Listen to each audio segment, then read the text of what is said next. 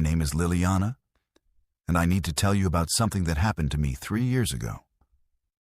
I still can't drive past mile marker 47 on I-80 without my hands shaking on the steering wheel. I was 24, fresh out of college with my psychology degree, driving from Ohio to Portland to start my dream job at a crisis intervention center. Ironic, considering I almost became a crisis myself.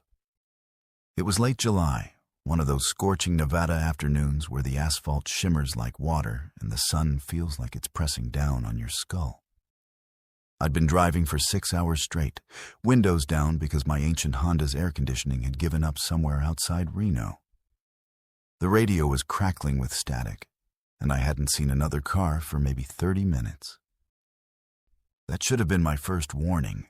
I was singing along to some pop song when my engine started making this grinding noise, like someone was dragging metal across concrete. The temperature gauge was climbing into the red zone, and steam was beginning to curl up from under the hood.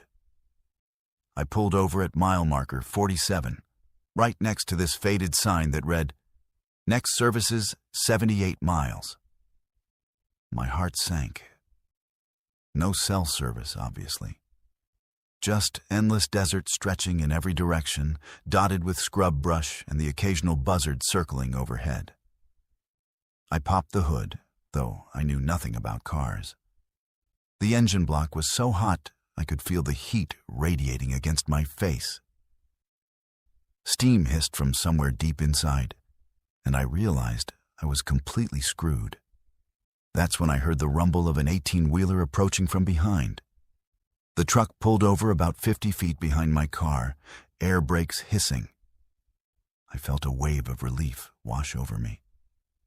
The driver who climbed down was exactly what you'd picture when you think helpful trucker, middle-aged, wearing a faded baseball cap and a plaid shirt, with kind eyes behind wire-rimmed glasses. He had this grandfatherly way about him that immediately put me at ease. "Car trouble, miss?" he called out, walking towards me with his hands visible, non-threatening. "Name's Earl. I've been driving these roads for 23 years. Might be able to help." I explained my situation, and Earl nodded knowingly. He took a look under the hood, making appropriate concerned noises. "Blown radiator hose," he diagnosed. "Won't get you another mile in this heat. But don't you worry. I've got a spare hose in my truck. Been meaning to use it for something just like this." As he worked, Earl started making conversation. Friendly trucker small talk, or so I thought. "Portland, huh? Beautiful city. You ever been to Powell's Books? Massive place. Takes up a whole city block on Burnside Street."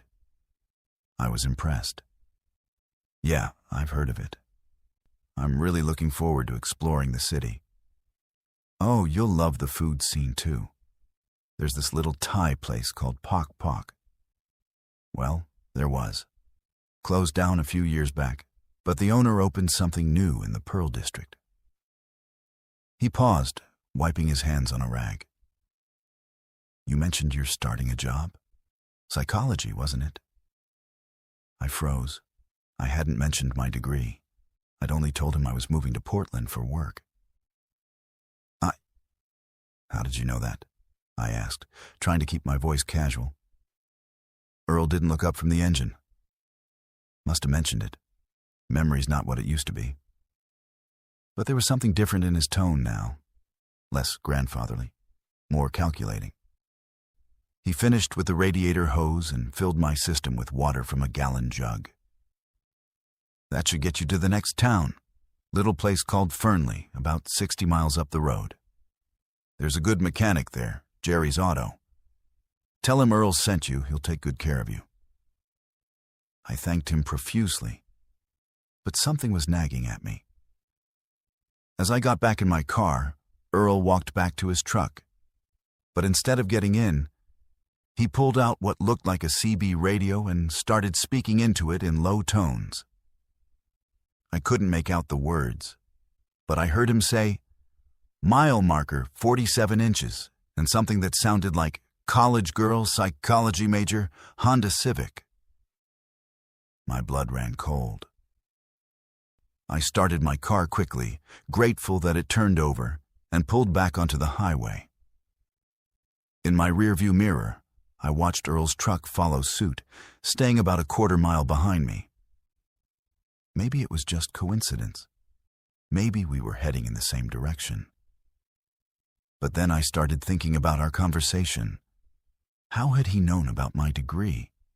And those specific details about Portland Powell's books, the exact street address, the restaurant that had closed and reopened, that wasn't general knowledge. That was the kind of information you'd get from researching someone specific. 20 minutes down the road, I passed a green highway sign, Fernley, next 3 exits. But as I approached the first exit, I noticed Earl's truck was gaining on me, closing the distance. My phone still had no signal, and the sun was starting to set, painting the desert an ominous orange. I took the first Fernley exit, and sure enough, Earl's truck followed. The town was smaller than I'd expected, basically just a main street with a few businesses, most of them looking closed or abandoned. I spotted Jerry's auto exactly where Earl had said it would be, but the place looked like it hadn't been open in years. The windows were boarded up, and weeds were growing through cracks in the parking lot. Earl's truck pulled into the lot right behind me. This time when he got out, his demeanor had completely changed. The grandfatherly smile was gone, replaced by something that made my skin crawl. He approached my window with a confident stride, like he owned the place. "Looks like Jerry's closed up shop," he said. But he didn't sound surprised. "But don't worry, Liliana. I know somewhere else we can get you fixed up proper." He'd used my name. I had never told him my name. "How do you know my name?" I asked, my voice barely above a whisper. Earl's smile widened, and it wasn't friendly anymore. "Social media is a wonderful thing, isn't it? Amazing what people share online. Your Instagram's got some beautiful pictures from your graduation. Real proud family you got there. Your mom posted some nice shots of your car all packed up for the big move. License plate and everything." My hands were trembling on the steering wheel. "What do you want?" "Just want to help a young lady in distress," he said. But his eyes told a different story. "There's a motel just outside town, real private. We can wait there for parts to come in. Might take a few days, but I'll make sure you're comfortable." That's when I noticed the CB radio clipped to his belt was crackling with voices. I caught fragments. "Got her cornered," and "Bring the van around," and "Like we planned." I realized with crystal clarity that this wasn't random. Earl hadn't just happened upon a stranded motorist. He'd been following me, probably for hours, waiting for the perfect moment. The radiator hose hadn't blown naturally. Thinking back, I remembered seeing Earl's truck in my rearview mirror earlier, before my car overheated. He'd probably done something to cause the breakdown. "I think I'll try to make it to the next town," I said, forcing my voice to stay steady. Earl's friendly mask slipped completely. "Now, Liliana, that wouldn't be smart. Your car's not going to make it another 10 miles, and it's getting dark. A lot of dangerous people on these roads at night." He was right about one thing. It was getting dark. But I was already looking at the most dangerous person on these roads. I made a split-second decision. "You know what? You're right. Let me just grab my purse from the trunk." I got out of the car slowly, walking toward the back like I was going to get my things. Earl relaxed slightly, thinking he'd won. But instead of opening the trunk, I sprinted toward the main road as fast as I could run. I heard Earl shouting behind me, then the sound of his truck engine starting up. There was nowhere to hide in this flat desert landscape, but I could see lights in the distance. Maybe a gas station or diner. I ran toward those lights like my life depended on it, because I was pretty sure it did. Behind me, I heard not one but two vehicles. Earl's truck and something else. The voices on his radio weren't just random chatter. There were others involved in this, and they were coordinating. I reached a truck stop just as my lungs were about to give out. There were people inside, bright fluorescent lights, security cameras. I burst through the door, gasping and probably looking insane, and told the clerk to call 911. The police found Earl's truck parked behind Jerry's auto, but he was gone. When they searched the vehicle, they found zip ties, duct tape, and a cooler full of ice and bottled water. The kind of supplies you'd need to keep someone alive during transport. They also found a notebook with my full name, my college information, my new employer's address, and detailed notes about my travel route. Later, I learned that Earl had been using social media to target young women traveling alone. He'd caused their breakdowns, offered help, then lured them to isolated locations. I was the lucky one who got away. 3 other women hadn't been so fortunate. I never did make it to Portland that week. I flew instead and had my car shipped. Even now, 3 years later, I still check my rearview mirror obsessively. I've made all my social media private, and I never, ever accept help from strangers on the road. Because sometimes the most dangerous predator is the one who looks like your grandfather, offers genuine help, and knows exactly how to make you trust him until it's almost too late.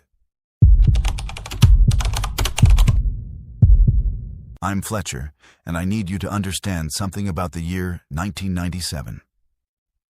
GPS wasn't a thing yet. We had paper maps, gas station directions, and pure dumb luck. What I'm about to tell you happened during what was supposed to be a romantic weekend getaway with my wife, Eloan. We'd been married for 3 years, but things had gotten strained. Work stress, money problems, the usual stuff that slowly kills relationships. This trip was our last-ditch effort to reconnect. We'd booked a cabin in the Pocono Mountains for our anniversary weekend. I'd printed out MapQuest directions like everyone did back then. But somewhere around hour 4 of driving, Eloan and I got into another stupid argument about finances. I was distracted, she was crying, and I missed our exit on Route 380. By the time I realized my mistake, we were deep in rural Pennsylvania, surrounded by rolling hills covered in dense forest that seemed to swallow the late afternoon light. "Just turn around at the next intersection," Eloan said, wiping her eyes with a tissue. She'd been doing that a lot lately, but the next intersection never came. The road just kept winding deeper into nowhere, with no shoulder to turn around on and trees pressing in on both sides like they were trying to close the gap behind us.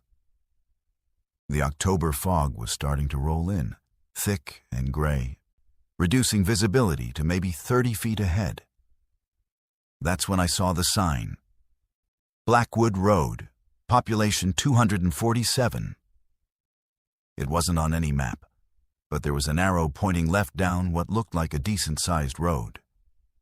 I figured it had to connect to something, maybe loop back to the main highway. "Fletcher, this doesn't feel right," Eloan said as I made the turn. "We should go back." But going back meant admitting I'd gotten us hopelessly lost on what was supposed to be a healing weekend. My pride made the decision for me. "It's fine. Small town. Someone can give us directions." The fog got thicker as we drove down Blackwood Road.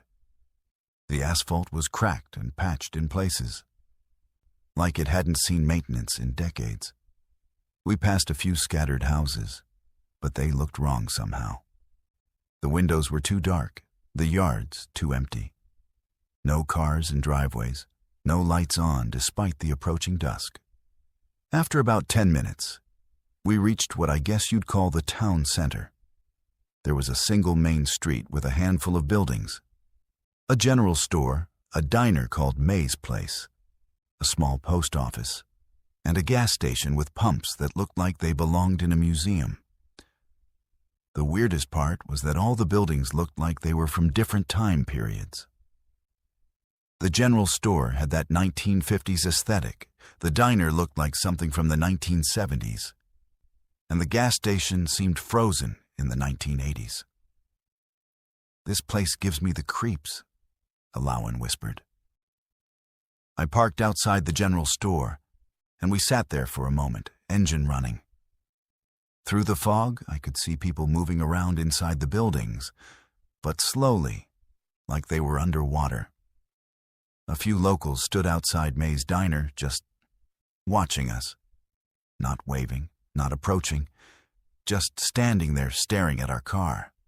"Maybe we should just ask for directions and leave," I said, finally feeling the same unease that Alawan had been expressing. We walked into the general store, and the bell above the door made this dull, muffled sound instead of the bright chime you'd expect. The store was dimly lit, with shelves stocked with products I hadn't seen in years. Brands that had been discontinued, packaging that looked vintage. Behind the counter stood a woman who might have been 40 or 70. It was impossible to tell in that lighting. "Help you folks?" she asked. But her voice sounded flat, like she was reading from a script. "We're lost," I said. "Trying to get back to Route 380. Can you point us in the right direction?" The woman stared at us for a long moment, then smiled. It wasn't a friendly smile. "Route 380? Never heard of it. But don't you worry. Lots of folks come through Blackwood, and they all find what they're looking for eventually." Alawan grabbed my arm. "Fletcher, let's go." But as we turned to leave, the woman called out, "Your car's making some noise, though. Heard it when you pulled up. Might want to get that checked before you head back out on the road. Jake at the gas station can take a look." I hadn't noticed any noise, but now that she mentioned it, I could hear something. A faint knocking sound from the engine that definitely hadn't been there before. Against every instinct screaming in my head, I drove to the gas station. Jake was waiting for us like he'd been expecting our arrival. He was a thin man in coveralls that looked like they'd never been washed, with pale skin and eyes that seemed to reflect light like a cat's. "Heard you folks might need some help," Jake said, lifting the hood before I'd even turned off the engine. "Yep, there's your problem right there. Looks like your alternator belt's about to snap. Drive much further and you'll be stranded." I looked under the hood, but in the dim light and thick fog, everything just looked like a mess of metal and hoses to me. How long to fix it? Well, I'd have to order the part. Might take a day or two to get here. But May's got rooms upstairs from the diner. Clean sheets, home cooking. You'll be comfortable. Alawan was pulling on my sleeve. "Fletcher, please. Let's just take our chances with the car." But Jake overheard her. "Ma'am, I wouldn't recommend that. This fog's only getting thicker, and these mountain roads can be treacherous at night. Lot of curves, lot of drop-offs. Had 3 accidents just last month. Terrible shame." Something about the way he said "terrible shame" made my skin crawl. There was satisfaction in his voice, like he was describing something pleasant. We ended up at May's diner, where May herself, a heavy-set woman with graying hair and suspicious eyes, showed us to a small room above the restaurant. The room smelled like old cigarettes and something else, something organic and unpleasant that I couldn't identify. The window looked out over the main street, and I could see our car parked at Jake's station. "Dinner's at 6, May said. "We close the kitchen at 7 sharp, so don't be late." After she left, Alawan and I sat on the bed in silence. The fog had gotten so thick that we could barely see across the street. The town felt impossibly quiet, like sound was being absorbed by the mist. "Fletcher, look at this," Elowen said, pointing to the nightstand. There was a guest book, the kind you might find at a bed and breakfast. She flipped through it, and I read over her shoulder. The entries went back years, all from travelers who'd gotten lost and ended up in Blackwood. But what was strange was the dates. Some entries were from the 1980s, others from the 1990s. But they all had the same few comments. "Extended our stay due to car trouble. Jake's working on our transmission. Waiting for parts to arrive." The most recent entry was from 1995, 2 years ago. A couple from New Jersey writing about how they'd planned to stay one night, but had been there for 4 days due to various car problems. "Fletcher," Elowen whispered, "what if they never left?" I was about to dismiss her concern when I heard voices from downstairs. Through the thin floorboards, I could make out May talking to someone. Another couple. Same as always. Jake's already started on their car. Should keep them here at least a week. My blood went cold. I gestured for Elowen to stay quiet, and we both pressed our ears to the floor. Getting low on supplies again. Haven't had fresh visitors since spring. These two should last us through winter if we're careful. I didn't want to understand what they meant by supplies or last us through winter. But my mind was connecting dots I desperately didn't want to connect. We had to get out of there. Now.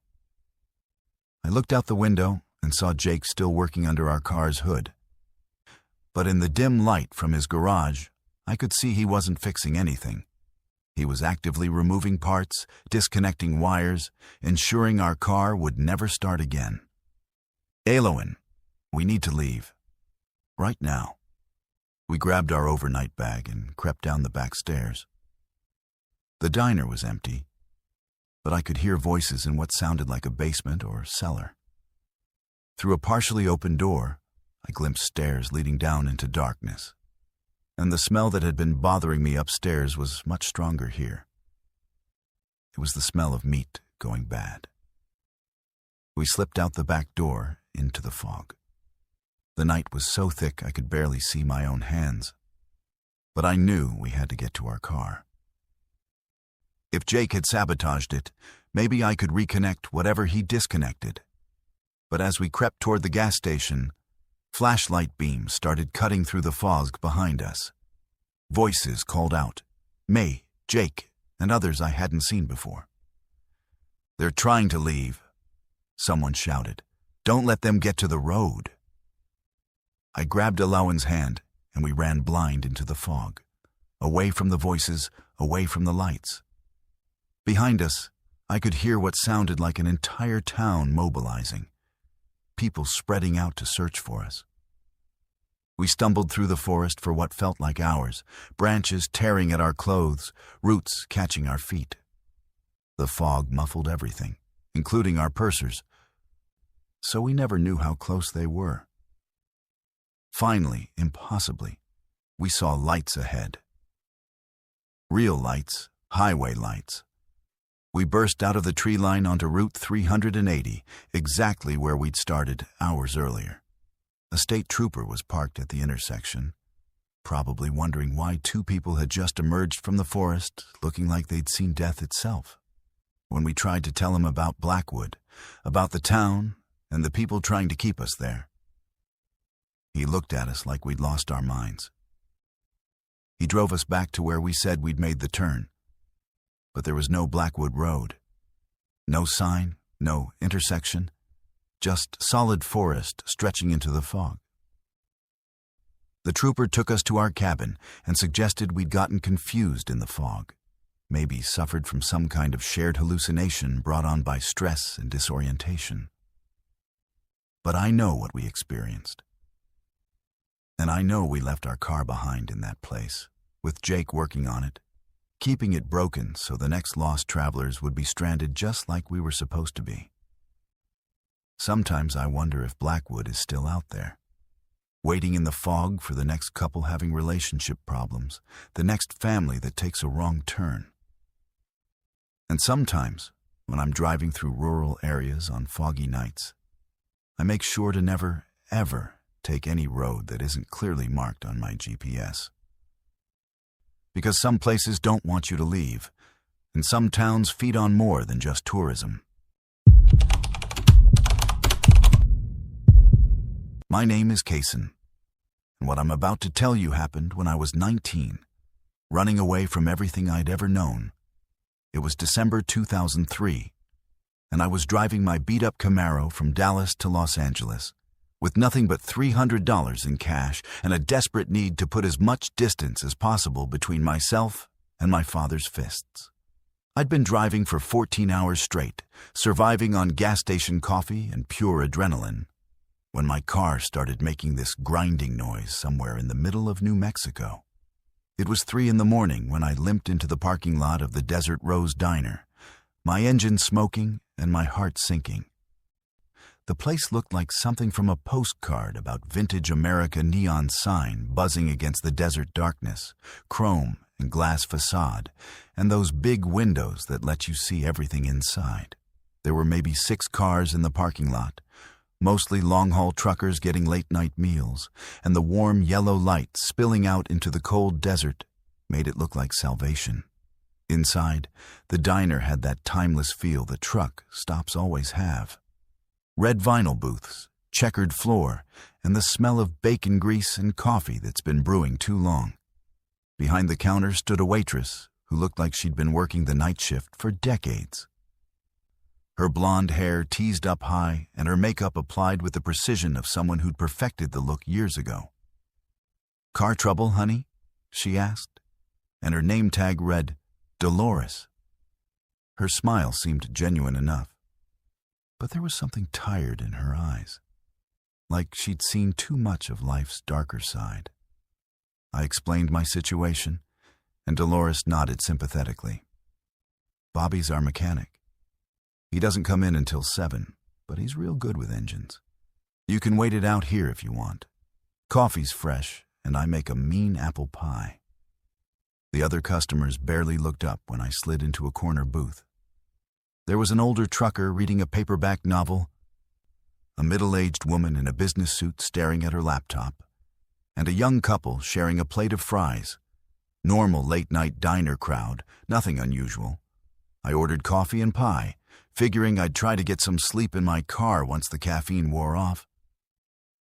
But as the night wore on, things started feeling off in ways I couldn't quite pinpoint. For one thing, none of the other customers left. The trucker kept reading the same page over and over. The businesswoman's laptop screen never changed, like she was staring at a frozen image. The young couple whispered to each other, but I never heard actual words, just the soft murmur of voices that could have been saying anything or nothing. Around 4 a.m., Dolores started doing things that seemed normal on the surface, but felt wrong somehow. She cleaned tables that were already spotless, refilled coffee cups that weren't empty, and kept glancing at the clock like she was waiting for something specific to happen. When I asked for my check, she waved me off. "Don't worry about it, sugar. You're having a tough night. Coffee's on the house." That should have been a relief, but instead it made my skin crawl. Nobody gives away free food at a truck stop, especially not to broke teenagers who look like runaways. The weirdest part was the phone calls. Every 20 minutes or so, the phone behind the counter would ring, and Dolores would answer with the same phrase, "Desert Rose, we're open all night." But then she'd listen for a moment and say, "Not yet, still waiting." Always the same response, like she was giving status updates to someone. By 5 a.m., I was seriously considering sleeping in my broken-down car rather than staying inside the diner. That's when I noticed that two of the other customers, the businesswoman and the older trucker, had stopped moving entirely. Not sleeping, not resting, just sitting completely still, staring at nothing, like mannequins posed to look like they were having a late-night meal. I got up to use the restroom, partly to stretch my legs and partly to get a better look at the other customers as I walked past. The young couple was still whispering, but as I got closer, I realized they were repeating the same conversation over and over, like a loop. Do you think we'll make it to Phoenix by morning? Sure we will, baby. Just a few more hours. Do you think we'll make it to Phoenix by morning? Sure we will, baby. Just a few more hours. In the men's room, I splashed cold water on my face and tried to convince myself that I was just exhausted, that my mind was playing tricks on me. But when I came back out, there was a new customer sitting at the counter, a man in a trucker's cap who definitely hadn't been there when I went in.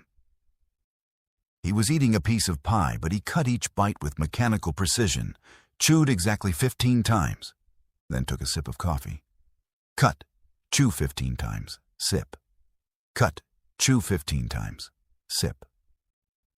Dolores, I said, trying to keep my voice casual, what time did you say the mechanic gets in? She looked at me with that same tired smile, but now there was something else in her expression, something calculating. Oh, Bobby should be here soon. Real soon. Why don't you have another cup of coffee while we wait? I noticed she didn't actually answer my question about the time. And when I looked at the clock on the wall, the hands seemed to be moving backwards. It read 4:30, but I was sure it had been past 5 just a few minutes ago. That's when the phone rang again. Dolores answered with her usual greeting, listened for a moment, then said something different. Yes, he's still here. Young, dark hair, looks like he's got cash. Came in around 3. She was looking right at me when she said it. My blood turned to ice. I stood up slowly, trying not to look panicked, and walked toward the door like I was just stepping outside for some air. But as soon as I touched the handle, Dolores called out, "Leaving so soon, honey? Bobby's almost here." Just a few more minutes. All the other customers turned to look at me then, and I realized they all had the same expression, predatory, hungry like wolves who'd been patiently waiting for the right moment to strike. The businesswoman's laptop screen was completely black. The trucker's book was upside down. The young couple had stopped their repetitive conversation and were staring at me with unblinking eyes. "I just need some air," I said, but my voice came out as barely a whisper. "Sit back down, Kaysen," Dolores said, and that's when I knew I was in real trouble. I had never told her my name. I bolted for the door, but it wouldn't open. The handle turned, but the door felt like it was sealed shut. Behind me, I heard chairs scraping against the floor as the other customers stood up. When I turned around, they were all walking toward me slowly, and their movements were perfectly synchronized, like they were marching to the same unheard rhythm. Now, Dolores said, coming around the counter with something in her hand that looked like a small club or blackjack. "No need to be difficult. We've been waiting all night for you." The trucker with the mechanical eating habits spoke for the first time. "Been a slow week. Not many travelers with cash." That's when I understood. This wasn't a real diner. These weren't real customers. This was some kind of elaborate trap designed to catch vulnerable people like me, runaways, drifters, anyone who wouldn't be missed right away. The customers were bait, meant to make the place look normal and safe. And I'd walked right into it. I threw my shoulder against the door with everything I had, and finally it gave way. I tumbled out into the cold desert air and ran toward my car, keys already in my hand. Behind me, I could hear Dolores shouting, "Bobby, he's getting away!" I turned the key and prayed to whatever gods protect stupid teenagers. The engine turned over once, twice, then caught with a roar. Whatever had been wrong with it before seemed to have miraculously fixed itself, or maybe desperation gave it new life. I floored the accelerator and tore out of that parking lot, gravel spraying behind me. In my rearview mirror, I saw them all standing outside the diner, watching me go. But here's the thing that still gives me nightmares. They weren't moving like angry people who just lost their prey. They were moving like disappointed actors whose performance had been interrupted. Dolores was talking on what looked like a cell phone, probably calling ahead to the next truck stop down the line. I drove until sunrise, until I reached Albuquerque and the blessed sight of real traffic. Real people, real life. When I called the state police to report what had happened, they told me there was no Desert Rose Diner on that stretch of highway. Never had been. But when I described the location, the officer got quiet for a moment. "Son," he said finally, "you're the third person this year who's called about something like that. We've sent patrols out there, but there's nothing but empty desert. Just be more careful about where you stop at night, okay? I made it to Los Angeles, started a new life, put myself through college. I'm 39 now, married with kids of my own. But I still won't stop at 24-hour diners in the middle of nowhere, especially ones that look too perfect, too welcoming, because sometimes the most dangerous predators are the ones who've learned to mimic safety so perfectly that you don't realize you're being hunted until it's almost too late.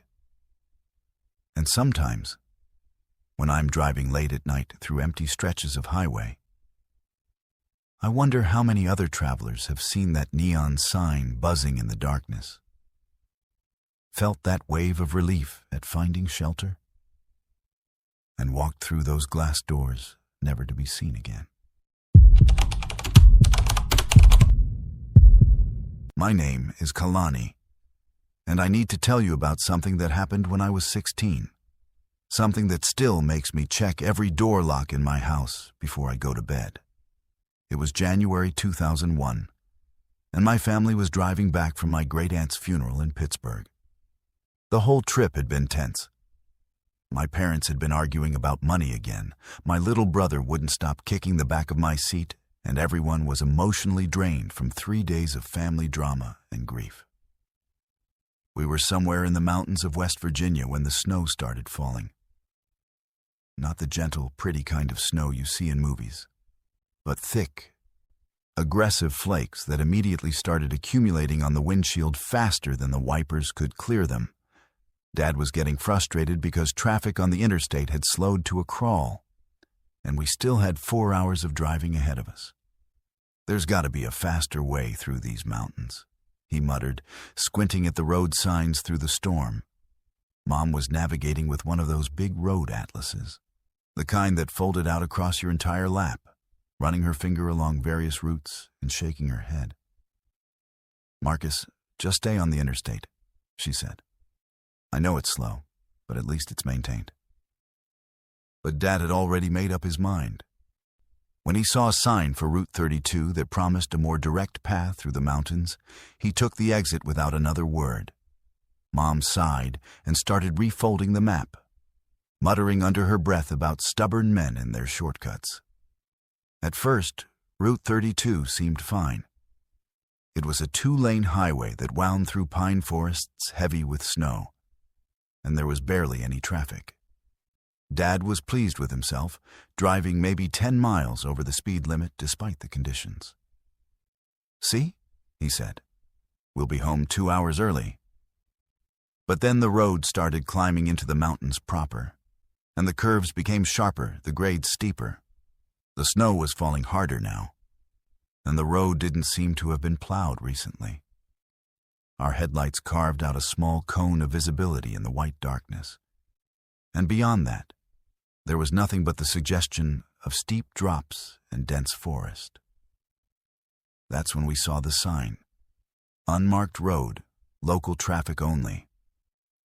But by then, Dad was committed to his shortcut, and turning around on those narrow mountain curves would have been more dangerous than continuing forward. So we kept going, deeper into the mountains, deeper into the storm. After maybe 30 minutes of driving through increasingly treacherous conditions, we came around a sharp curve and saw a house. It was the first sign of human habitation we'd encountered since leaving Route 32, sitting about 50 yards off the road in a small clearing. The house looked old but well-maintained, with warm yellow light glowing in the windows and smoke rising from the chimney.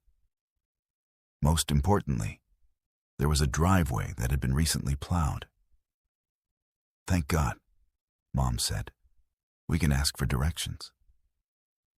Dad pulled into the driveway, and we all sat there for a moment, engine running, windshield wipers fighting the snow. The house had that cozy, inviting look that you associate with mountain cabins and friendly locals who help stranded travelers. There was even a wooden sign by the front door that read, "The Hendersons, Visitors Welcome." "I'll go ask," Dad said. But Mom put her hand on his arm. "We'll all go. It's too cold to leave the kids in the car." So we trooped up to the front door, snow crunching under our feet. The porch light was on, and I could hear what sounded like a television or radio playing softly inside. Dad knocked, and we waited. No one answered. He knocked again, louder this time. "Hello? We're lost and could use some directions." Still nothing. But the lights were on, and I was sure I could hear movement inside, like someone walking around on creaky floorboards. "Maybe they can't hear us over the storm," Mom suggested. Dad tried the door handle, and to our surprise, it turned. The door swung open, and warm air rushed out to meet us, carrying the smell of wood smoke and something else. Something that made me wrinkle my nose. "Hello," Dad called into the house. "Is anyone home? We're stranded travelers." The interior of the house was dimly lit, furnished with older furniture that looked comfortable but worn. There was a fire crackling in the fireplace, and a half-eaten meal sat on the kitchen table. 2 place settings. Food still warm, like whoever lived there had just stepped out for a moment. But here's what made my skin crawl. Everything in the house looked normal, except for the photographs. There were family pictures on the mantel and side tables. But in every single photo, the faces had been carefully cut out with scissors or a knife. Neat, precise circles where people's faces should have been, leaving only the suggestion of bodies in family poses. "This is weird," my little brother Tommy whispered. And for once, I agreed with him completely. Mom was looking at the meal on the table. "This food is still hot. Where did they go?" That's when we heard it.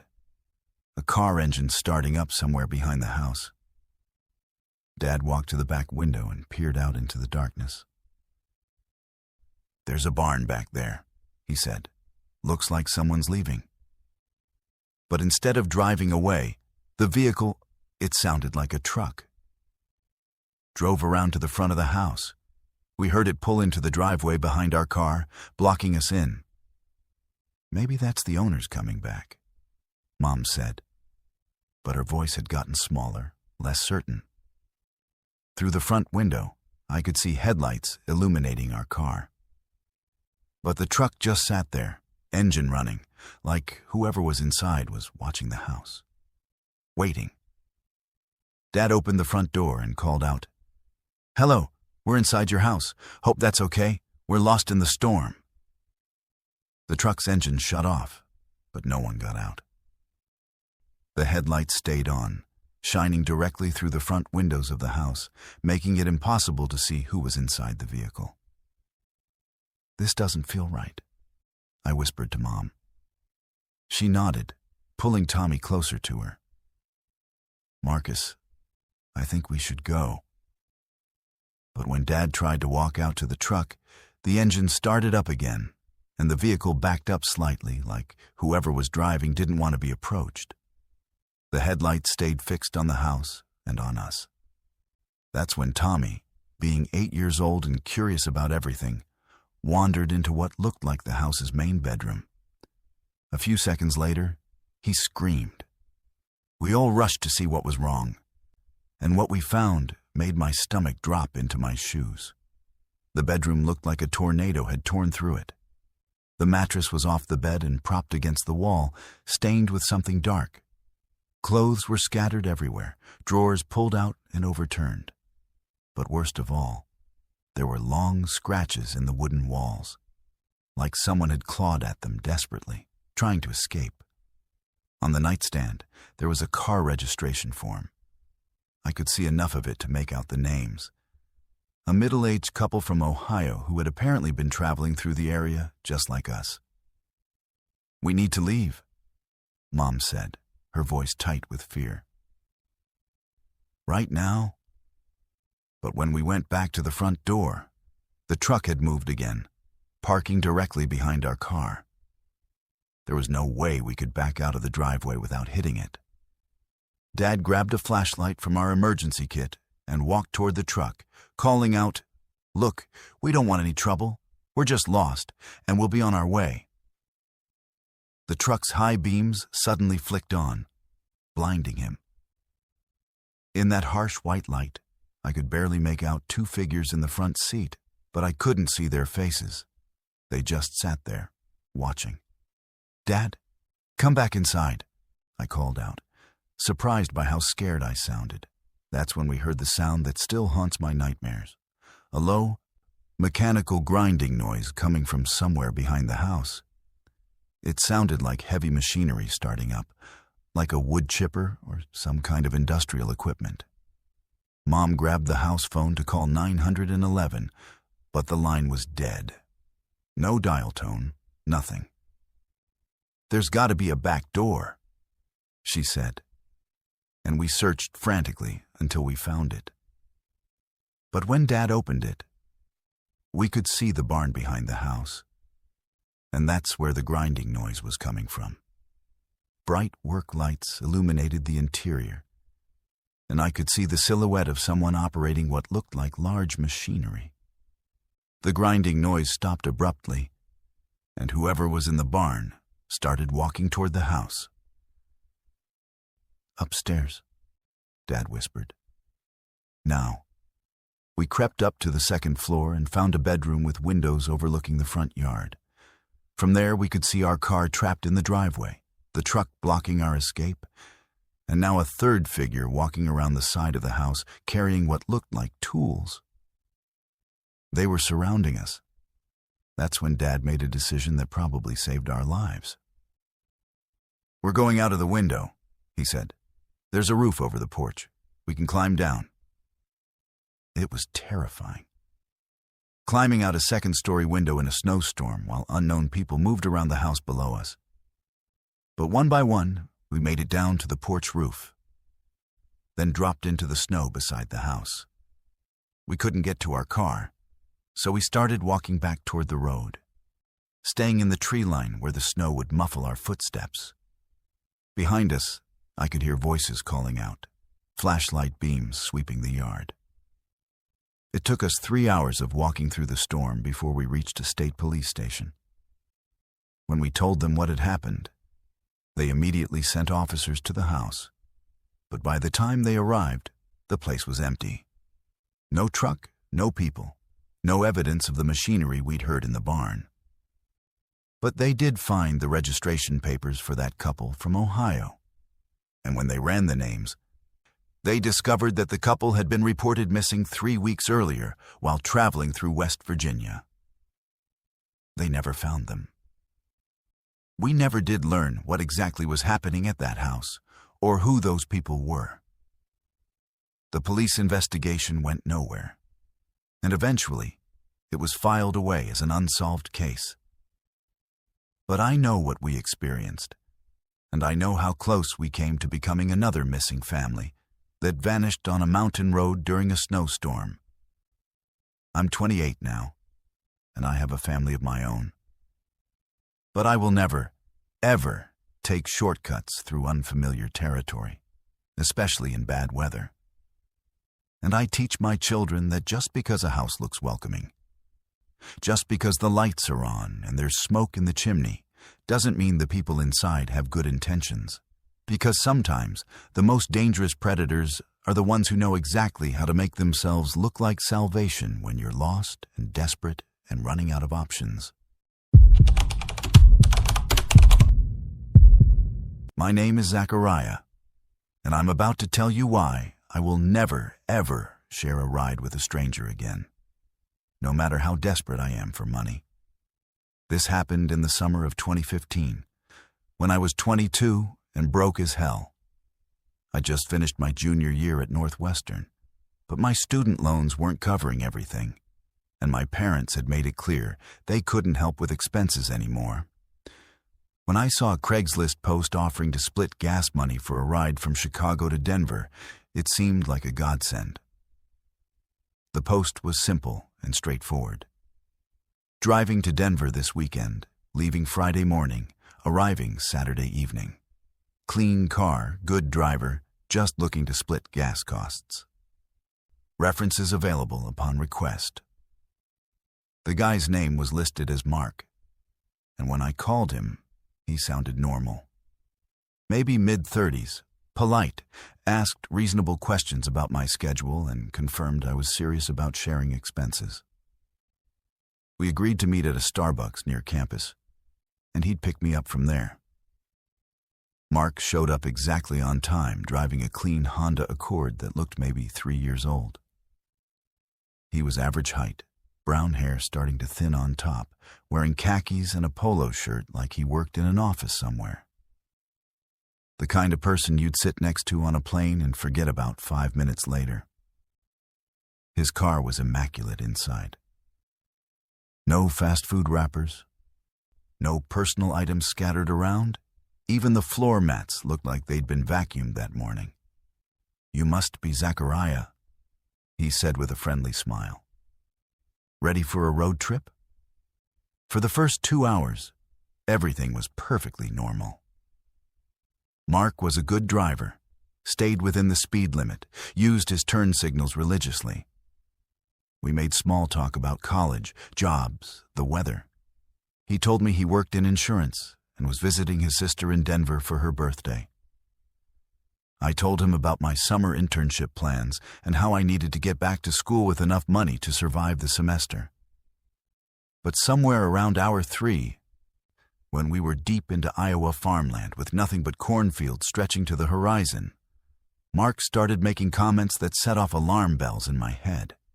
"You know what's interesting about long drives like this?" he said, adjusting his rearview mirror slightly. "You get to really observe people's behavior patterns. Like, I've been watching this blue sedan behind us for the last 50 miles. Same driver, same distance, never passing, never falling behind. Makes you wonder what they're thinking about." I turned to look, and there was indeed a blue sedan, maybe a quarter-mile back. But it was an interstate highway. Of course, there were other cars traveling in the same direction at roughly the same speed. "Probably just coincidence," I said. Mark nodded thoughtfully. "Probably. But I've done this drive maybe 15 times in the past year, and you start to notice patterns. Same rest stops where certain types of people congregate. Same stretches of road where cars break down. Same places where people disappear." The way he said disappear made my skin crawl. There was something almost wistful about it, like he was remembering something pleasant. "Disappear?" I asked, trying to keep my voice casual. "Oh, you know how it is," Mark said, glancing at me in a way that lasted just a beat too long.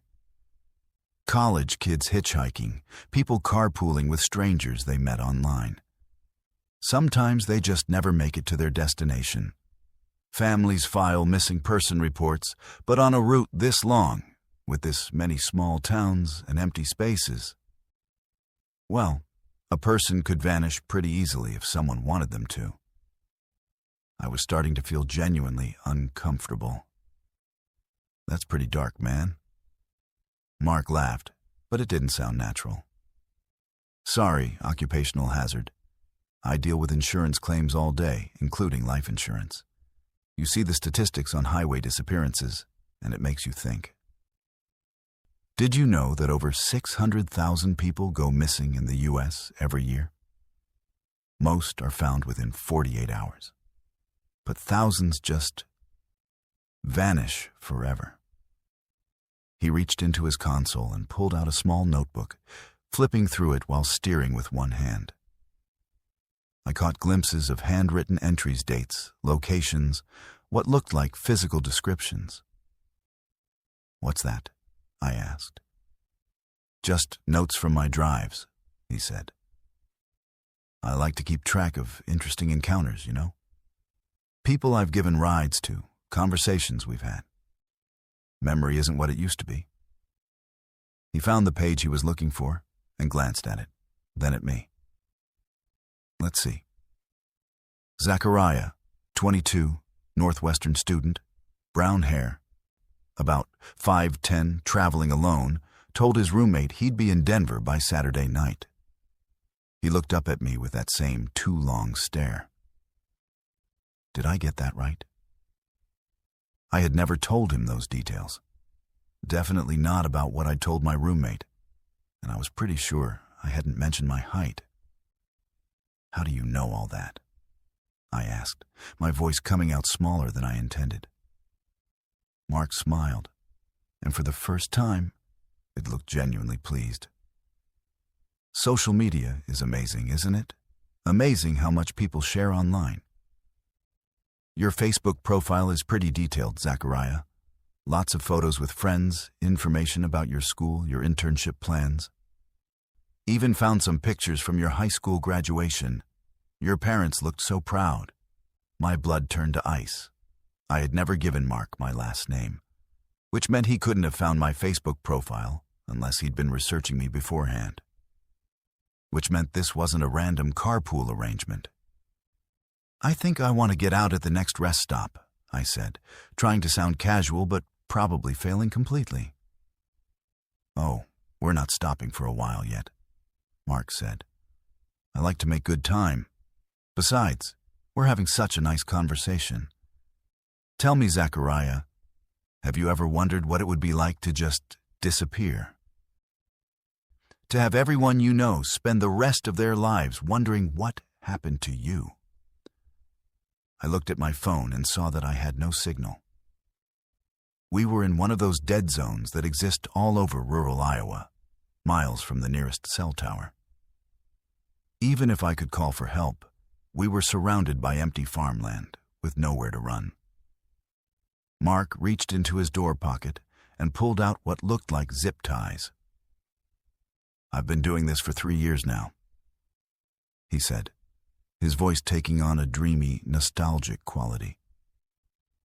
"Started with hitchhikers, but Craigslist ride shares are so much better.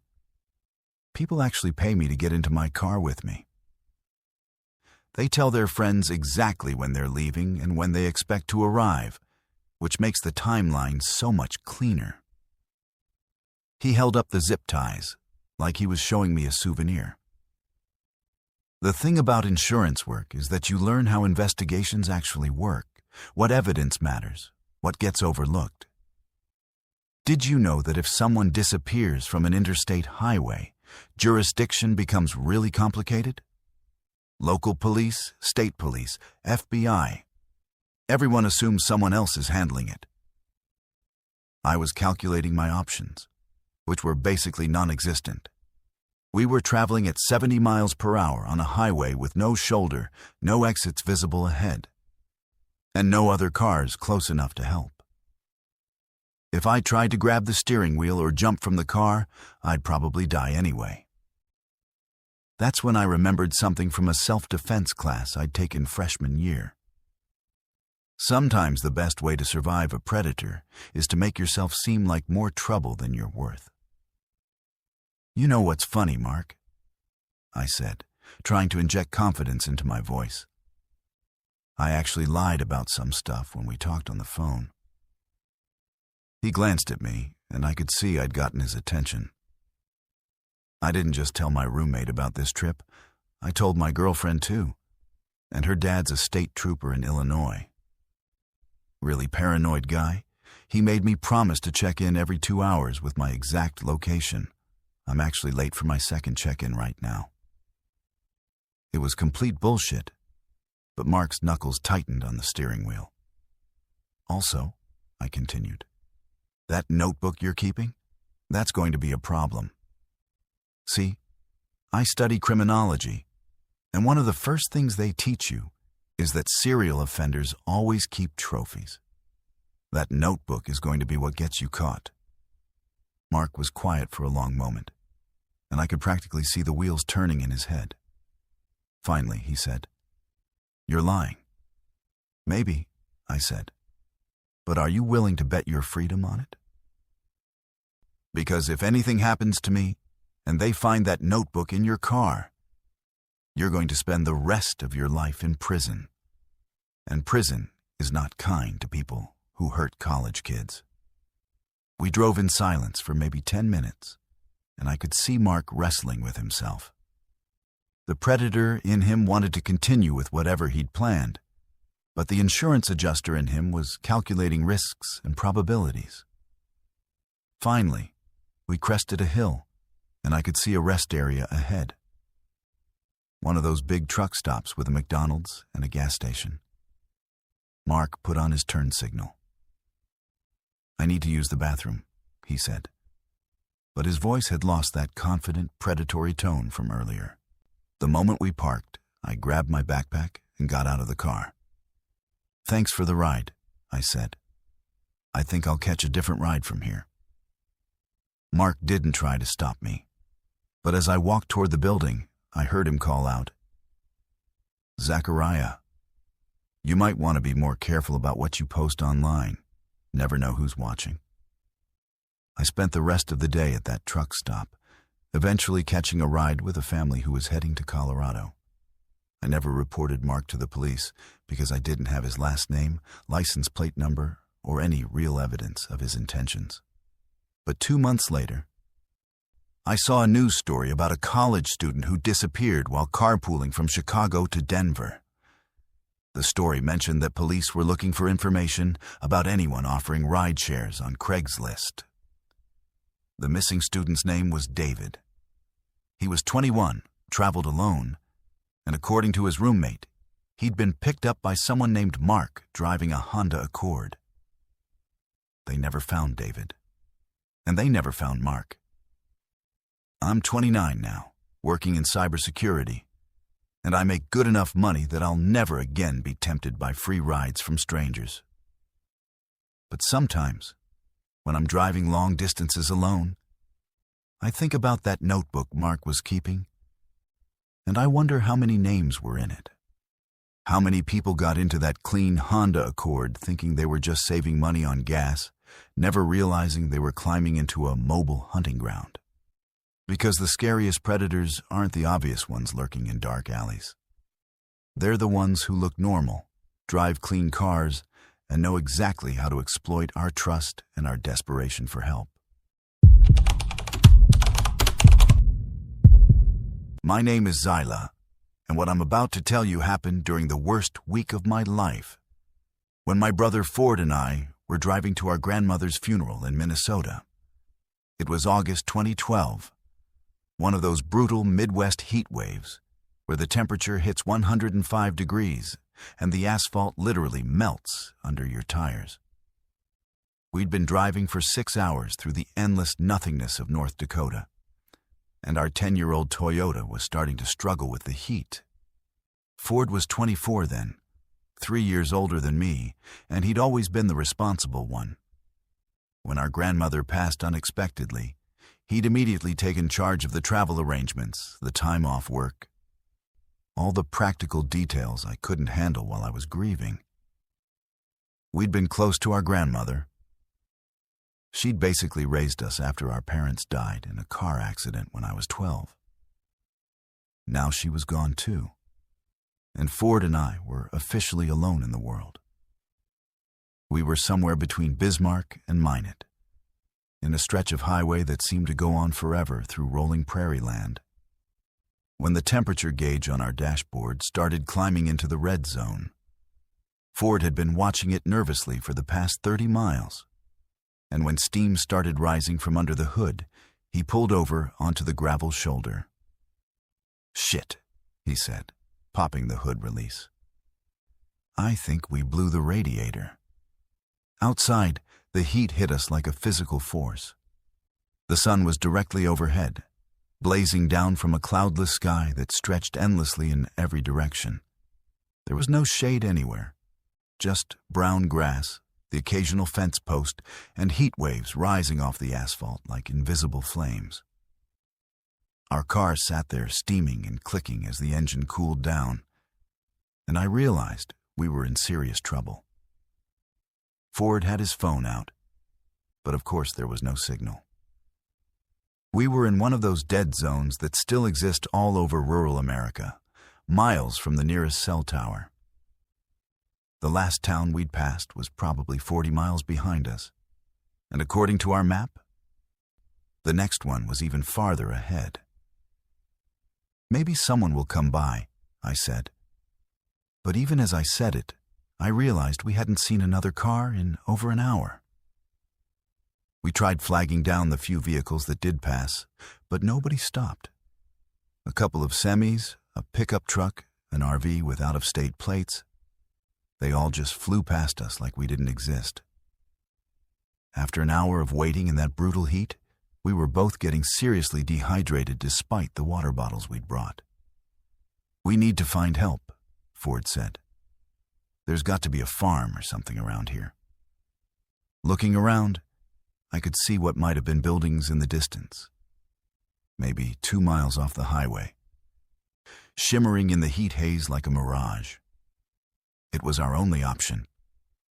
We grabbed our water bottles and started walking across the prairie, leaving the highway behind. The grass was brittle and crunched under our feet, and within minutes, our shoes were full of dirt and seeds. The heat was overwhelming. I could feel sweat evaporating off my skin as fast as my body produced it, leaving me covered in a layer of salt. The buildings turned out to be an abandoned farmstead, a house, a barn, and a few outbuildings that looked like they'd been empty for decades. The house was a 2-story white clapboard structure with most of its windows broken out, and the barn was missing half its roof. But as we got closer, I noticed something that made my skin prickle despite the heat. There were fresh tire tracks in the dirt yard, multiple vehicles, and recent, probably within the last few days. Someone had been here recently, despite the fact that the place looked completely abandoned. "Ford, look at this," I said, pointing to the tracks. He knelt down and touched the dirt. "These are fresh, like really fresh. Maybe from this morning." We approached the house cautiously. The front door was hanging off its hinges, but someone had recently cleared a path through the debris. Inside, the house was a disaster, broken furniture, water damage, years of neglect.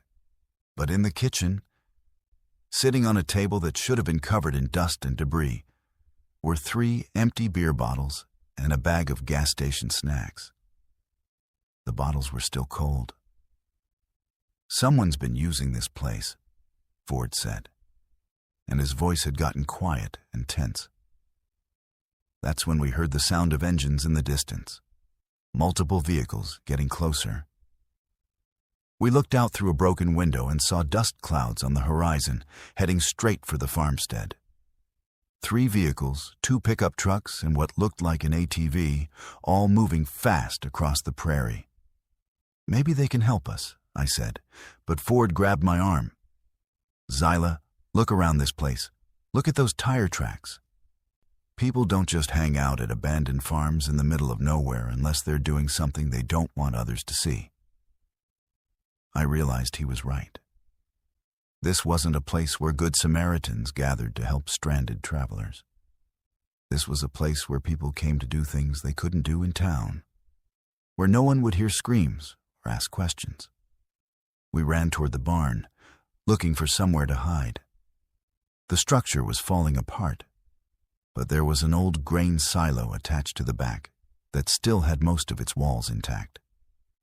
We squeezed inside just as the first truck pulled into the yard. Through gaps in the corrugated metal walls, we could see 3 men getting out of the vehicles. They were all wearing camouflage clothing and carrying what looked like hunting rifles.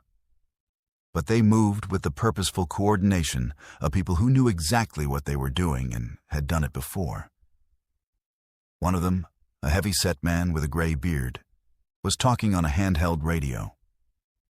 "Yeah, we saw them walking across from the highway. Young couple, broke-down car. Should be here somewhere." My blood turned to ice. They'd been watching us, tracking us. Another man, younger with a baseball cap, walked over to the house. "Tracks lead to the front door, but they're not inside anymore." "Check the barn," the third man said. "If they're smart, they'll be looking for shade." They started moving toward our hiding spot, and I realized we were trapped. The silo had only one entrance, and they were between us and any possible escape route. Ford put his finger to his lips, and we pressed ourselves against the metal wall, trying to become invisible. The footsteps got closer, and I could hear them talking in low voices. "Boss said to keep this clean," one of them said.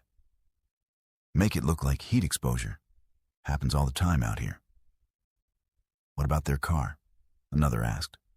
"Already handled. Bobby's towing it to the chop shop. By tomorrow, it'll be parts in 3 different states." I felt Ford tense up next to me. These weren't random criminals or even opportunistic predators. This was organized, professional. They had a system. That's when I heard the radio crackle again. "Unit 3, what's your status?" The man with the gray beard responded. "Still searching. But they're here somewhere. City kids. Probably never been in heat like this. Won't last long either way. They were talking about letting the desert kill us if they couldn't find us. And from the casual way they discussed it, this wasn't their first time. We stayed hidden in that silo for what felt like hours, but was probably only 20 minutes. The men searched the barn, the house, and the other outbuildings systematically. At one point, one of them stood directly outside our hiding spot, and I was sure he was going to look inside. But the heat was affecting them too, and eventually, they retreated to the shade of the house to drink water and plan their next move. That's when Ford made a decision that probably saved both our lives. He pulled out a small pocket knife and started working on the corrugated metal wall of the silo, loosening screws that had been rusted nearly through. After a few minutes, he'd created a gap just big enough for us to squeeze through on the side, facing away from the house. We crawled out into the blazing sun and immediately started moving away from the farmstead, staying low and using whatever cover we could find. The prairie that had seemed completely flat from the road actually had small rises and depressions that could hide us if we were careful. Behind us, we could hear the men getting more frustrated and aggressive. Their radios were crackling constantly now, and I heard mention of expanding the search grid and bringing in the dogs. They had dogs. We walked for what must have been 3 hours, paralleling the highway, but staying far enough away that we wouldn't be visible from the road. The heat was killing us. I was getting dizzy and Ford was stumbling. But we knew that stopping meant dying, either from exposure or from whatever those men had planned for us. Finally, impossibly, We saw buildings in the distance. Real buildings, with power lines and cell towers. Of actual town, not an abandoned trap. When we staggered into the sheriff's office in Minot, we must have looked like we'd crawled out of hell. The deputy who took our statement said they'd been tracking a group that preyed on stranded travelers, but could never get enough evidence to make arrests. They watch the highways, he explained. When someone breaks down in a remote area, they move in fast. Sometimes they cause the breakdowns themselves. Sugar in gas tanks, punctured radiator hoses. People just disappear, and we find their cars stripped and abandoned weeks later. Our car was never recovered, and when the police went back to check the abandoned farmstead, they found evidence of recent activity, but no trace of the men who'd been hunting us.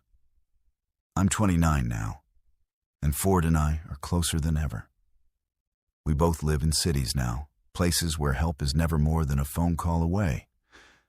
But sometimes, when I'm driving through rural areas and I see broken down cars on the side of the road, I wonder if the people inside know they're being watched.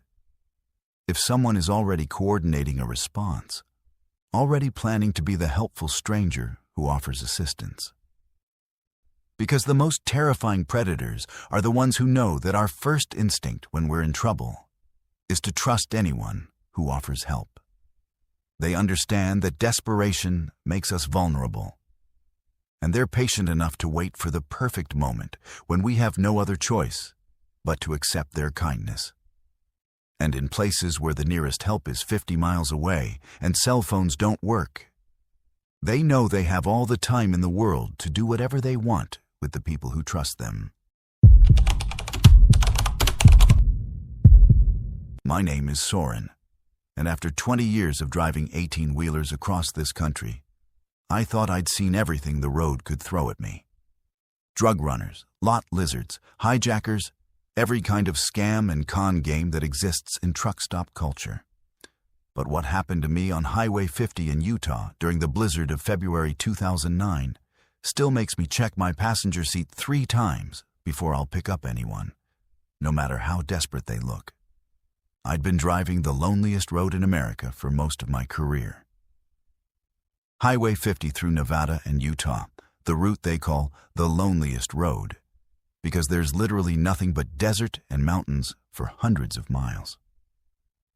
In winter, it becomes something else entirely. A frozen hell where visibility drops to 0 and the wind chill can kill you in minutes. That particular February night, I was hauling electronics from Reno to Salt Lake City when the weather turned nasty fast. The blizzard hit around 10 p.m., somewhere between Ely and Delta. 1 minute, I could see the road clearly. The next minute, I was driving blind through a wall of snow so thick my headlights couldn't penetrate more than 10 feet ahead. The wind was howling across the desert, like something alive and angry, rocking my 80,000-pound rig like it was a toy. I'd been through winter storms before, but this one felt different, more violent, more personal. I was creeping along at maybe 20 miles per hour, hazard lights flashing, when I saw a figure stumbling along the shoulder of the road. At first, I thought my eyes were playing tricks on me. What would anyone be doing walking on Highway 50 in a blizzard? But as I got closer, I could see it was definitely a person, moving erratically through the snow like they were having trouble staying upright. Basic human decency won out over trucker paranoia. I pulled over and hit the air brakes, then climbed down from the cab into the storm. The cold hit me like a physical blow. The temperature had to be well below 0, and the wind was driving snow horizontally across the highway. "Hey!" I shouted over the storm. "You need help?" The figure turned toward me, and I saw it was a man, maybe 30 years old, wearing just a light jacket and jeans. No hat, no gloves, shoes that looked more suitable for a night out in Vegas than a winter storm in the Utah desert. He should have been showing signs of severe hypothermia, shivering, confusion, slurred speech. Instead, he walked toward my truck with steady, purposeful steps. "Thank God," he said, and his voice was perfectly clear, no chattering teeth or stammering from the cold. "I've been walking for hours. My car broke down about 10 miles back." Something felt off immediately. 10 miles in this storm would have been a death sentence for someone dressed like he was. Hell, 10 minutes outside without proper gear should have put him in serious medical distress. But he looked completely fine, just slightly out of breath, like he'd been jogging instead of fighting for his life in sub-zero conditions. "Get in the cab," I said, because whatever was wrong with this picture, I couldn't just leave someone out in that storm. "We need to get you warmed up." He climbed into the passenger seat of my Peterbilt with surprising agility for someone who'd supposedly been walking through a blizzard for hours. I cranked up the heat and offered him coffee from my thermos. But he waved it off. "I'm fine," he said. "Just grateful you stopped. Most people wouldn't." I got the truck moving again, struggling to keep it on the road in the whiteout conditions. My passenger sat quietly for a while, looking out at the storm, and I started to relax. Maybe he'd just been luckier than most, found some shelter, managed to stay warm enough to avoid hypothermia. That's when he started talking about the other drivers. "You know," he said conversationally, "I've been picked up by a lot of truckers on this route.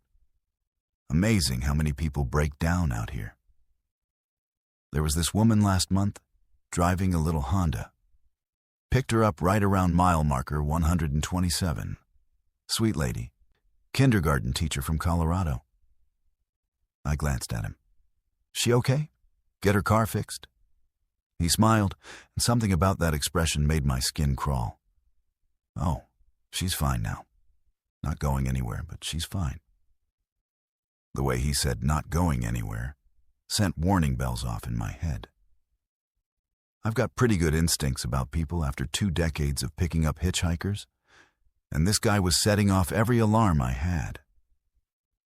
Then there was the college kid, he continued, like he was reminiscing about old friends. Zachariah, I think his name was. Real nervous type, kept looking over his shoulder like someone was following him. Turns out someone was... My hands tightened on the steering wheel. The storm was getting worse, and I was starting to lose sight of the road completely.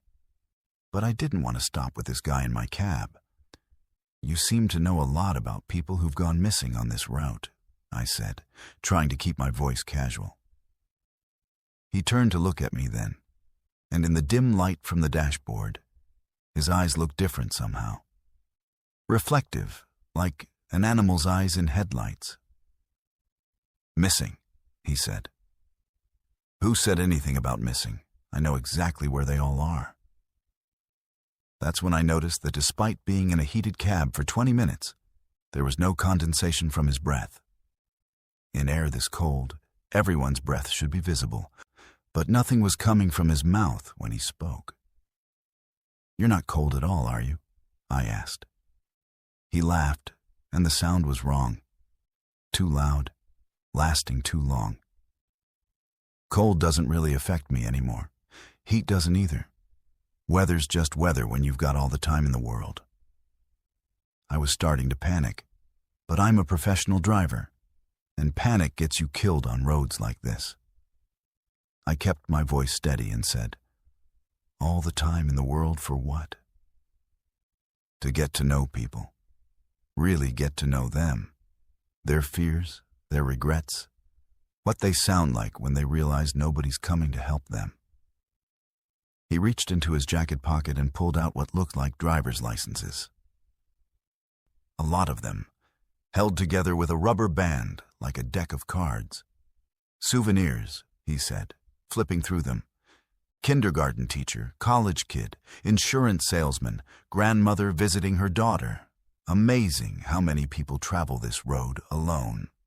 I could see enough of the licenses in the dashboard light to read some of the names, and my blood turned to ice.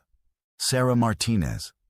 I remembered that name from a missing person report that had been posted at truck stops along this route. David Chen, another missing person, last seen on Highway 50 in Nevada. You killed them, I said, and it wasn't a question. Killed? He seemed genuinely puzzled by the word. That's such a limited way to think about it. I prefer to think of it as collecting. These people were alone, afraid, desperate for help. I gave them exactly what they needed, someone to pay attention to them, to really see them, to be with them in their final moments. He held up one of the licenses, studying it fondly. This one was special. A trucker just like you. 23 years on the road, thought he'd seen everything. He picked me up on a night just like this one. Blizzard so bad he couldn't see the road. Really fought hard at the end. Impressive stamina for a man his age. That's when I realized what I was dealing with. Not just a serial killer, but something worse. Someone who used the isolation and harsh conditions of Highway 50 as his hunting ground, who deliberately chose the most vulnerable people in the most dangerous situations. I started looking for somewhere to pull over, somewhere with lights, other people, any kind of help. But we were in the middle of nowhere, in a storm that had cut visibility to almost zero. You know what's funny? He continued, oblivious to my growing terror. People always trust truckers. They see this big rig, think professional driver, safe, reliable. Makes it so easy to get close to them. He leaned closer to me, and I could smell something wrong about him.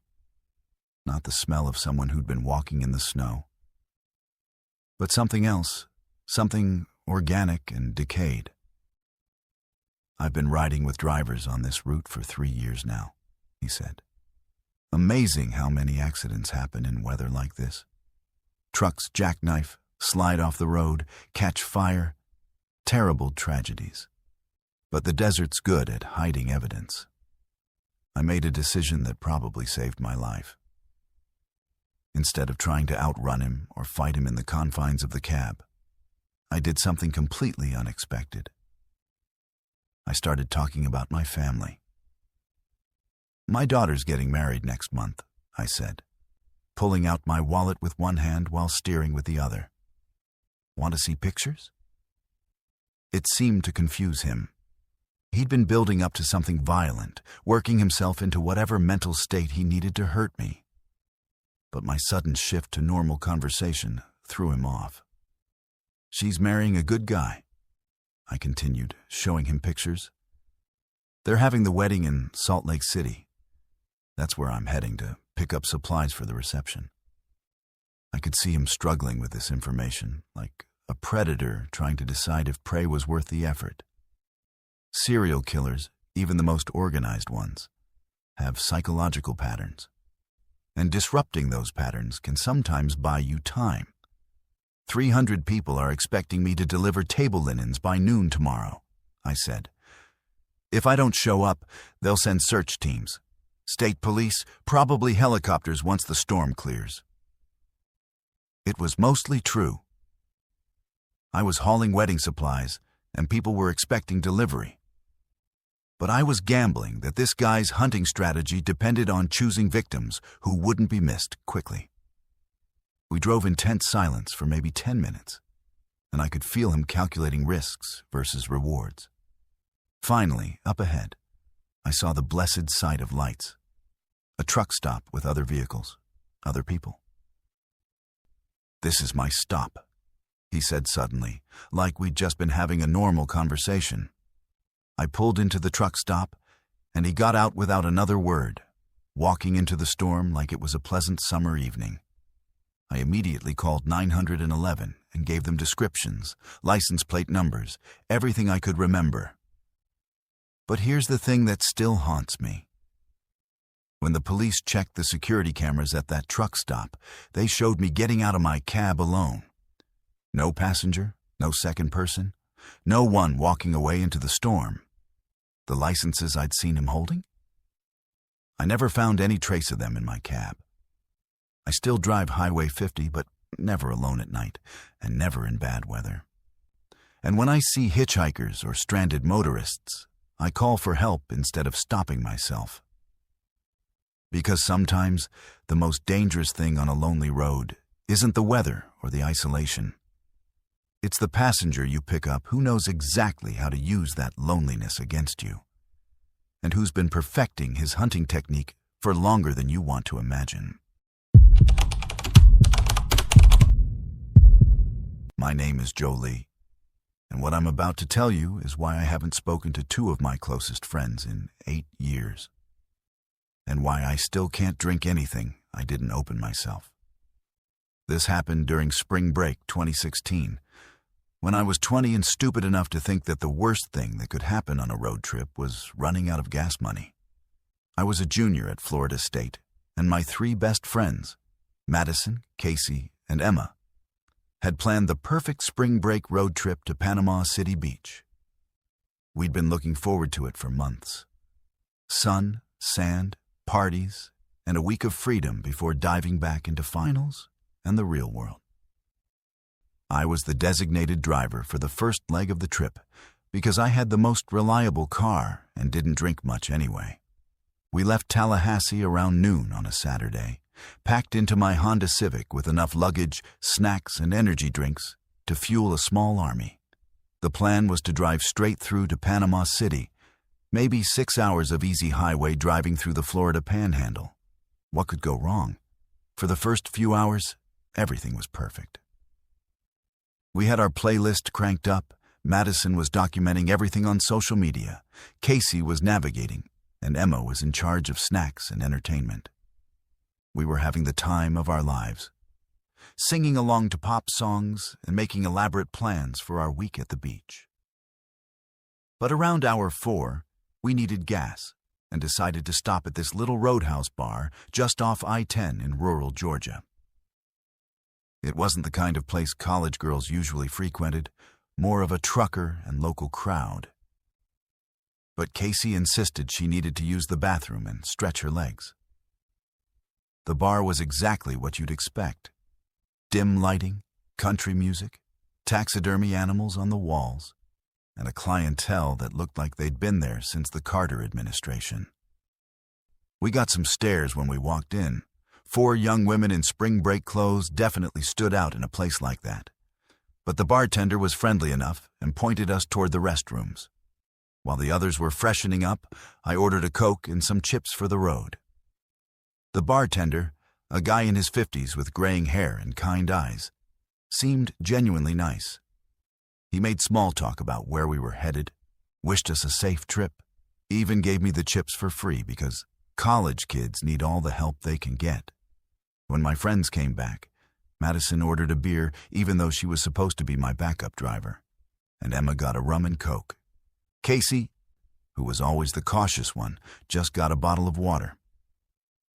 I stuck with my Coke, sipping it while we sat at a corner table and planned the rest of our route. That's where everything started going wrong. About 20 minutes after we'd gotten our drinks, Madison started acting weird. Not drunk weird. We'd seen her drunk plenty of times, but confused and paranoid. She kept looking around the bar like someone was watching us, and when I asked if she was okay, she grabbed my arm hard enough to bruise. "Something's not right," she whispered. "That guy at the bar keeps staring at us, and I feel really strange."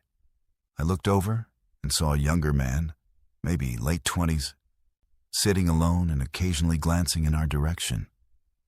But it was a small bar. Everyone looked at everyone. It didn't seem particularly threatening. "You probably just need some food," I said. "Low blood sugar can make you paranoid." But then Emma started acting off too. She kept saying she felt dizzy and nauseous, which was weird because she'd only had 1 drink and was usually a heavyweight. Casey was fine, but she was getting increasingly worried about Madison and Emma. "We should go," Casey said. "Something's definitely wrong with them." I agreed, but when I tried to pay our tab, the bartender waved me off again. "Already taken care of," he said with that same friendly smile. "You girls drive safe now." We helped Madison and Emma to the car, and I figured they'd sleep it off on the drive to Panama City. But once we got back on the highway, things got much worse, much faster. Madison, who was sitting in the passenger seat, started having what I can only describe as a complete psychological breakdown. She was convinced that the car behind us was following us, that there were people in the back seat who weren't supposed to be there, that I was driving us somewhere dangerous instead of to the beach. "Turn around," she kept screaming. "This isn't the right way. You're taking us somewhere to hurt us." Emma wasn't much better. She was curled up in the back seat, alternating between sobbing and making these weird, repetitive movements with her hands, like she was trying to brush invisible insects off her skin. Casey and I exchanged terrified looks in the rearview mirror. Neither of us had ever seen our friends act like this, and we had no idea what was happening or what to do about it. That's when Madison tried to grab the steering wheel. "Stop the car," she screamed, lunging toward me while we were doing 70 on the interstate. "You're not Jolie. I know you're not Jolie." I had to fight her off while trying to keep control of the car, and Casey was trying to hold Madison back from the back seat. It was absolute chaos, and I was terrified we were going to crash and kill ourselves on some random stretch of Georgia highway. Finally, I managed to pull over at a rest area, and that's when things got really frightening. Madison jumped out of the car and started running toward the woods, convinced that we were trying to kidnap her. Emma was right behind her, but she was stumbling and falling, clearly not in control of her movements. Casey and I chased them down and managed to get them back to the car, but now Madison was actively violent. She was hitting and scratching anyone who came near her, screaming things that made no sense, completely detached from reality. "They put something in their drinks," Casey said, and suddenly everything clicked into place. Someone at that bar had drugged my friends. The friendly bartender, the free drinks, the guy who'd been watching us, it had all been planned. But the plan had gone wrong somehow, because we'd left before whoever had drugged them could follow through with whatever they'd intended to do. I called 911, and when the paramedics arrived, they immediately recognized the symptoms. Madison and Emma had been dosed with some kind of powerful hallucinogen, probably GHB mixed with something else. The EMTs said it was one of the worst cases they'd seen. Whoever had drugged them had used enough chemicals to seriously mess them up, possibly permanently.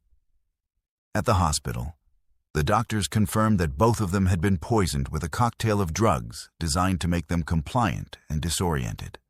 The scary part was that the dosage was so high, it could have killed them if we hadn't gotten medical help quickly. The police investigation went nowhere. When they went back to the bar, the bartender claimed he didn't remember us, and there were no security cameras. The other patrons all said they hadn't seen anything unusual. It was like our entire visit had been erased from everyone's memory except ours. But here's the part that still gives me nightmares. 3 days later, while Madison and Emma were still in the hospital, Casey and I drove back to that rest area where everything had gone to hell. We wanted to retrace our steps, see if we could find any evidence the police had missed. In the parking lot, we found Madison's phone. She dropped it during her paranoid episode, and it had been sitting there for days. When we checked the recent calls, we found something that made our blood run cold. Someone had been calling her phone every few hours since we'd left the bar, always from blocked numbers, always letting it ring just long enough to go to voicemail, but never leaving messages. like someone was tracking the phone, trying to figure out where we'd gone. Casey and I realized that the plan hadn't been to hurt my friends at the bar. The plan had been to drug them and then follow us, wait for us to pull over somewhere isolated when they started acting crazy. And then, well, we didn't want to think about what would have happened then. The only thing that had saved us was that I'd called 911 instead of trying to handle it ourselves. If we'd pulled over on some dark country road and tried to wait out whatever was happening to them, we would have been sitting ducks for whoever had been tracking Madison's phone. Madison and Emma eventually recovered physically, but the psychological damage took much longer to heal. Madison developed severe anxiety and panic attacks. Emma couldn't be around strangers for months without having flashbacks. Our friendship never really recovered from that night. How do you maintain normal relationships with people who've seen you at your most vulnerable and terrified? I'm 28 now, working as a nurse practitioner, and I've seen enough drug-facilitated assault cases to know how common they are and how rarely the perpetrators get caught. What happened to us wasn't random. It was a coordinated attack by people who knew exactly what they were doing and had probably done it before. The worst part is knowing that whoever targeted us is still out there, still operating, still looking for groups of young women stupid enough to stop at isolated bars and accept free drinks from friendly strangers. And the next group might not be as lucky as we were. So if you're ever traveling with friends, especially young women, please remember this. Predators don't always look like monsters lurking in dark alleys. Sometimes they look like helpful bartenders who remember your order and give you free food. Sometimes they work in teams, with one person gaining your trust while another slips something into your drink. And if your friends start acting paranoid or crazy after visiting an unfamiliar place, don't assume they're overreacting. Trust their instincts, get them medical help immediately, and assume you're being followed until you can prove otherwise. Because the most dangerous predators are the ones who understand that our natural instinct is to trust people who seem kind and helpful, and who know exactly how to exploit that trust to put us in situations where no one can hear us scream for help. My name is Garrett, and what I'm about to tell you happened during the most important week of my life, when everything I'd worked for hung in the balance of a single job interview. It was August 2018, and I was driving from Phoenix to Seattle for what I knew was my last shot at turning my life around. I was 35, recently divorced, behind on child support, and desperate enough to drive across 2 states in a 15-year-old Ford with 200,000 miles on it because I couldn't afford airfare. The job was with a tech startup that was willing to overlook my patchy employment history if I could convince them I was worth the risk. It was the kind of opportunity that doesn't come twice in a lifetime, especially for someone like me who'd spent the last 5 years bouncing between dead-end jobs and fighting a custody battle that had drained my savings account. I'd been driving for 8 hours straight through the desert heat when my transmission started making noises that no car owner ever wants to hear. A grinding, whining sound that got worse every time I shifted gears. By the time I limped into the tiny town of Millfield, Montana, the car was barely moving and billowing smoke from under the hood. Millfield wasn't even a town, really. Just a cluster of buildings around a single main street. The kind of place that exists solely because it's exactly far enough from anywhere else that travelers occasionally need gas or food. There was a diner, a motel that looked like it had been built in the 1960s and never updated, a general store, and thankfully, an auto repair shop with a hand-painted sign that read, "Eddie's Garage, honest work, fair prices." Eddie himself came out to meet me as I pulled into his lot, wiping his hands on a greasy rag and shaking his head at the sounds my car was making. He was maybe 60, with the kind of weathered face and oil-stained clothes that suggested he'd been fixing cars in this exact spot for decades. "Transmission's shot," he said after taking a quick look under the hood. "I can hear it from here. You're lucky you made it this far." I explained my situation, the job interview, the timeline, how desperately I needed to be in Seattle by Thursday morning. Eddie listened with the patient expression of someone who'd heard similar sob stories countless times. "Well," he said finally, "I can fix it. Got the parts, got the time. But it's going to be expensive, and it's going to take a while." He quoted me a price that made my stomach drop. $2,800, which was more money than I had in my checking account. When I asked about payment plans or alternatives, Eddie scratched his chin thoughtfully.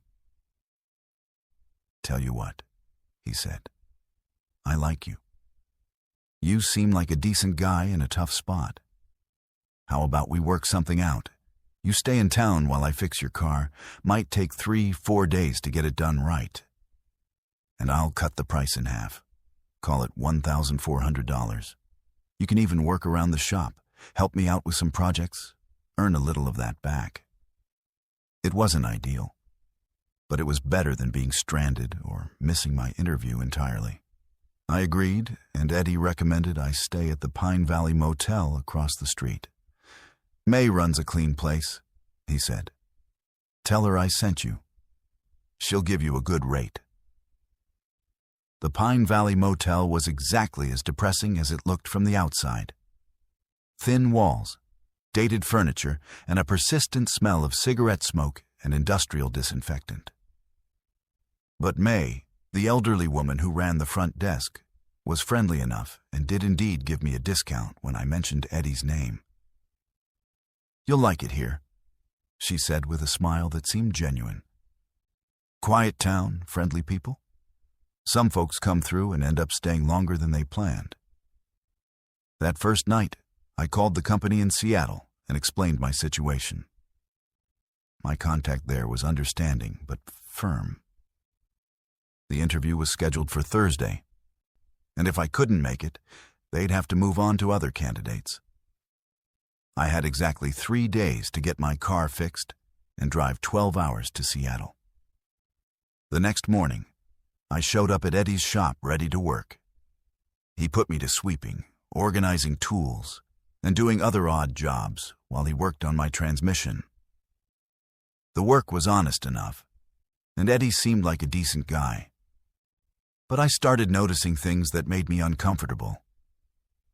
For one thing, there were a lot of cars in various states of disrepair scattered around the property behind the shop. When I asked about them, Eddie said they belonged to customers who'd left town without paying their bills. "Happens more than you'd think," he said. "People get stranded, promise to send money, then disappear. I keep the cars until they pay up. But some of those cars looked like they'd been sitting there for years. Weeds were growing through the engine compartments, windows were broken, and license plates were from states all over the country. It looked less like a temporary storage situation and more like a car graveyard." On the second day, I started meeting some of Millfield's other residents. There was Bob, who worked at the general store and had supposedly come through town 5 years ago when his car broke down. There was Linda, who helped May at the motel and claimed she'd been just passing through in 2015 when her transmission failed. And there was David, who worked odd jobs around town and had arrived 3 years ago with engine trouble. They all had the same story. Car problems, met Eddie, decided to stay temporarily while repairs were made, then somehow never left. They all seemed content enough, but there was something hollow about their contentment. Like people who'd given up on their original dreams and settled for whatever life had offered instead. "It's not so bad here," Linda told me while I was getting ice from the motel machine. "Once you accept that you're not going anywhere, it becomes kind of peaceful. No stress, no deadlines, just simple living." But I didn't want simple living. I wanted my shot at that job, at a real future, at being able to provide for my daughter. On Wednesday morning, the day before my interview, I asked Eddie about the progress on my car. He wiped his hands and gave me the same patient expression I'd seen before. "Well, there's good news and bad news," he said. "Good news is I found the problem. Bad news is it's worse than I thought. Transmission's completely shot and the engine's got problems too. We're looking at another couple of days, maybe a week." I felt panic rising in my chest. "Eddie, I have to be in Seattle tomorrow morning. This is my life we're talking about." He nodded sympathetically. "I understand, I really do. But rushing the job won't do either of us any good. Tell you what, call your people, see if they can reschedule. These things happen. They'll understand." But when I called Seattle, the answer was firm. Thursday or nothing. The position needed to be filled immediately, and they'd already extended the timeline once for me. That night, I couldn't sleep. I kept thinking about the other temporary residents of Millfield, about the cars slowly rusting away behind Eddie's shop, about how quickly a few days could become a few months, then a few years. That's when I started paying closer attention to the details that had been nagging at me. Like how Eddie always seemed to have exactly the right parts in stock, no matter how unusual the repair. Like how the motel and diner always had room for stranded travelers, even though the town barely existed. Like how everyone I'd met had the same story about car trouble and deciding to stay. I slipped out of my motel room around midnight and walked over to Eddie's shop. The building was dark, but I could see the yard behind it where all those abandoned cars sat. With my phone's flashlight, I started looking at them more closely. What I found made my blood run cold. These weren't just random breakdowns. Someone had been systematically sabotaging vehicles, cutting belts, loosening connections, introducing contaminants into engines and transmissions. The damage was subtle but deliberate, designed to cause catastrophic failures that would be expensive and time-consuming to repair. But the worst discovery was in Eddie's office, where I found a filing cabinet full of repair estimates and invoices. Hundreds of them, dating back more than a decade, all following the same pattern. Travelers with expensive car problems, quotes for repairs that would take days or weeks, payment plans that somehow never got fulfilled. And at the bottom of each file, stamped in red ink, were the words, "Permanent Resident," and a date. I realized that Millfield wasn't just a small town that happened to have a lot of stranded travelers. It was a trap, deliberately designed to capture people who were desperate enough to accept help from strangers. Eddie wasn't a mechanic trying to help people. He was the spider at the center of a web that had been catching flies for years. I ran back to my motel room and started packing immediately. I didn't care if I had to abandon my car. I wasn't going to become another permanent resident of Millfield, Montana.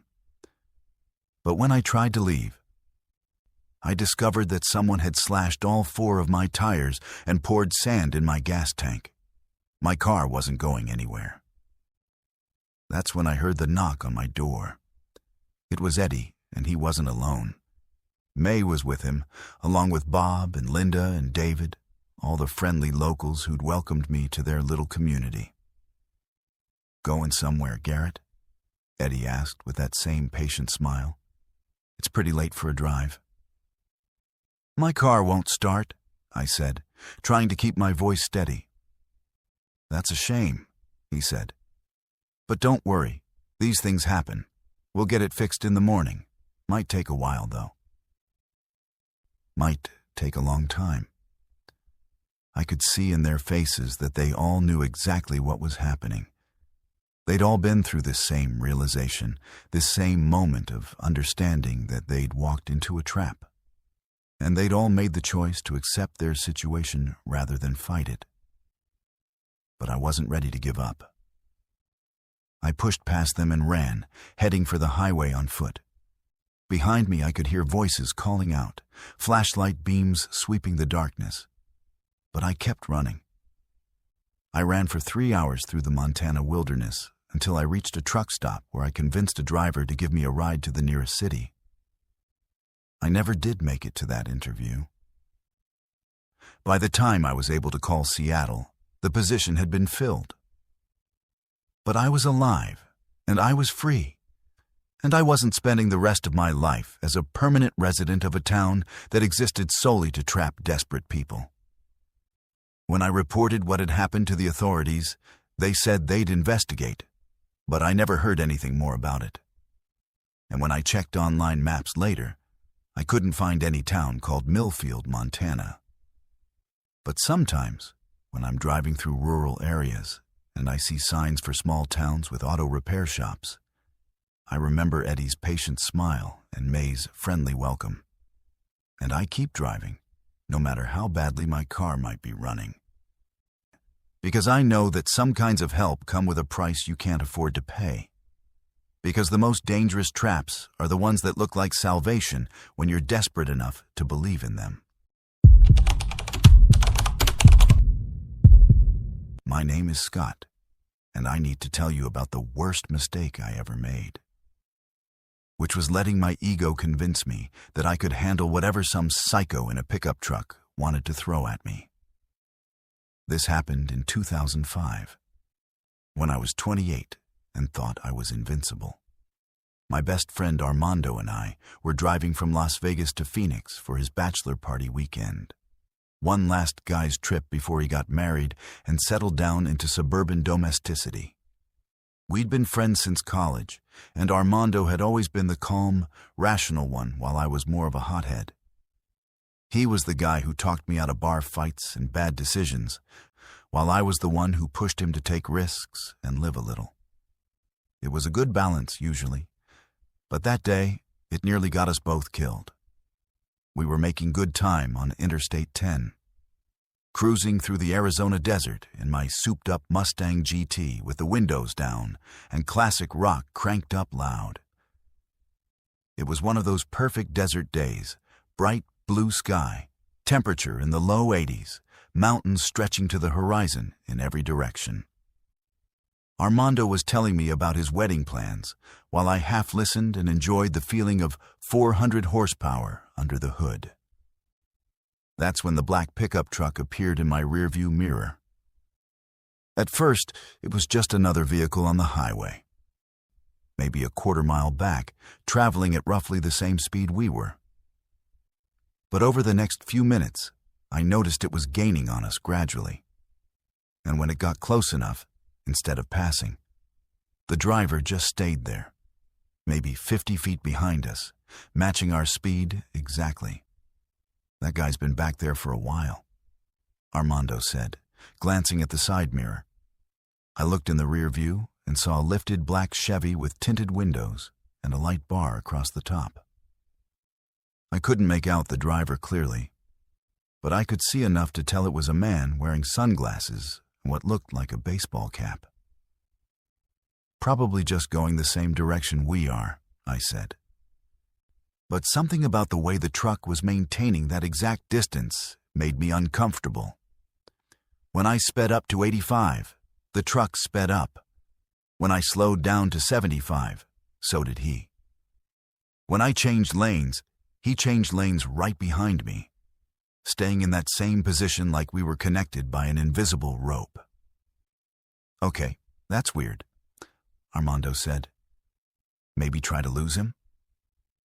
I downshifted and punched the accelerator, and my Mustang shot forward like it had been fired from a cannon.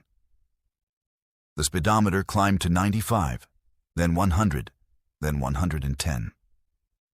For a moment, I thought we'd left the pickup behind. But when I checked the mirror, there he was again, keeping up effortlessly and maintaining that same 50-foot distance.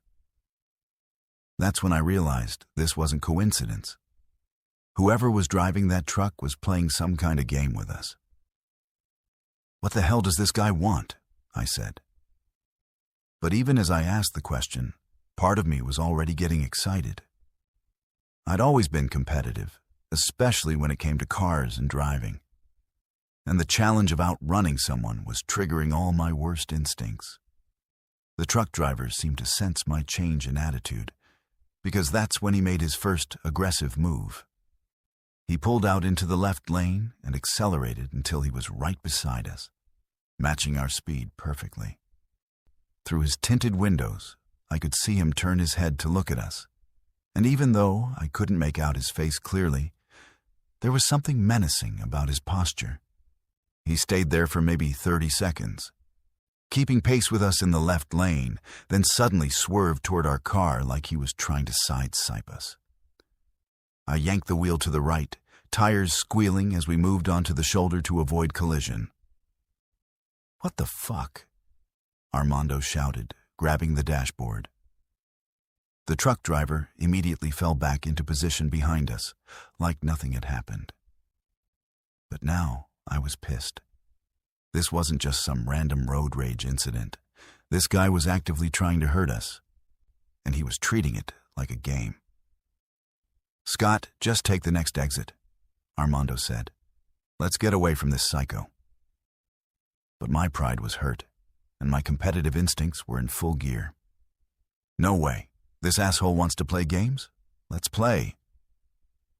I floored the accelerator and shot ahead, weaving between slower traffic like I was in a video game. The truck followed, staying right with me through every lane change and maneuver. When I took an off-ramp at the last second, trying to lose him, he took it too. When I got back on the highway, there he was again. What should have been a clear warning sign that this person was dangerous just made me more determined to win whatever contest we were engaged in.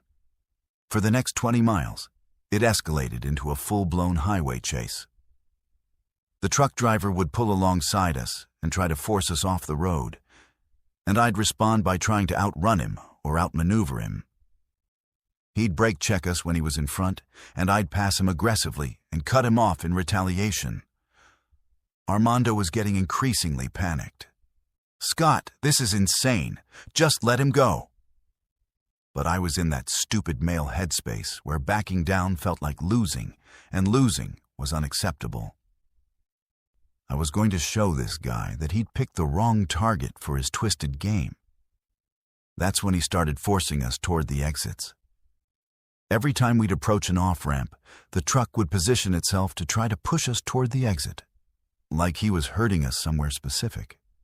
When I'd resist and stay on the main highway, he'd get more aggressive, actually making contact with my car's bumper or side panels.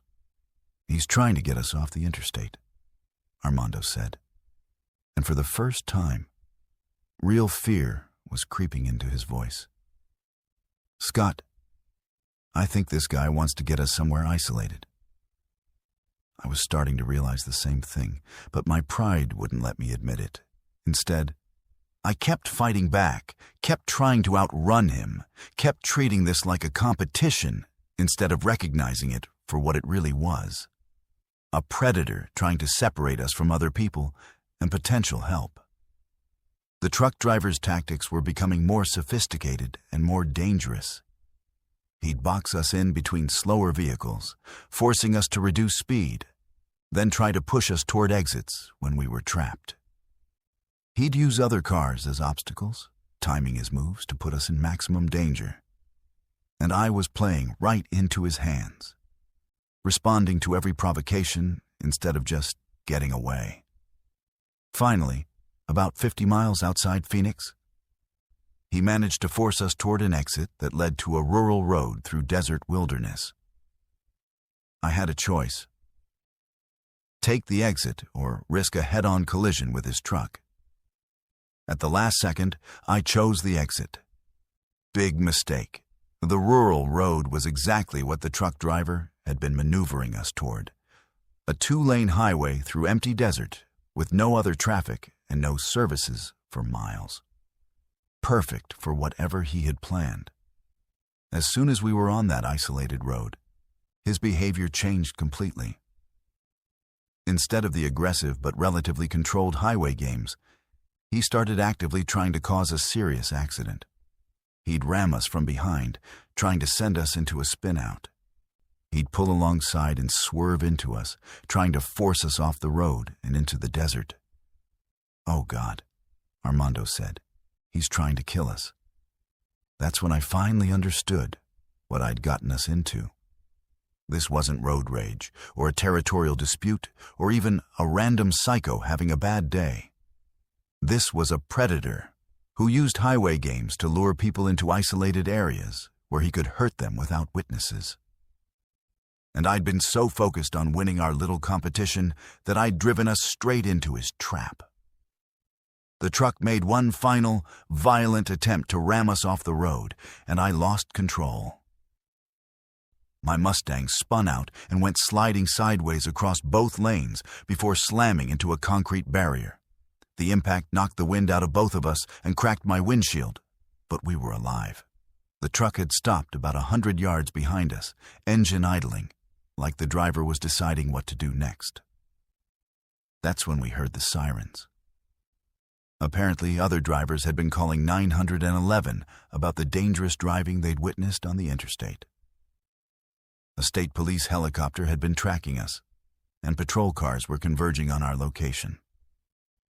The truck driver must have heard the sirens too, because he suddenly gunned his engine and disappeared into the desert, leaving us shaken and stranded but alive.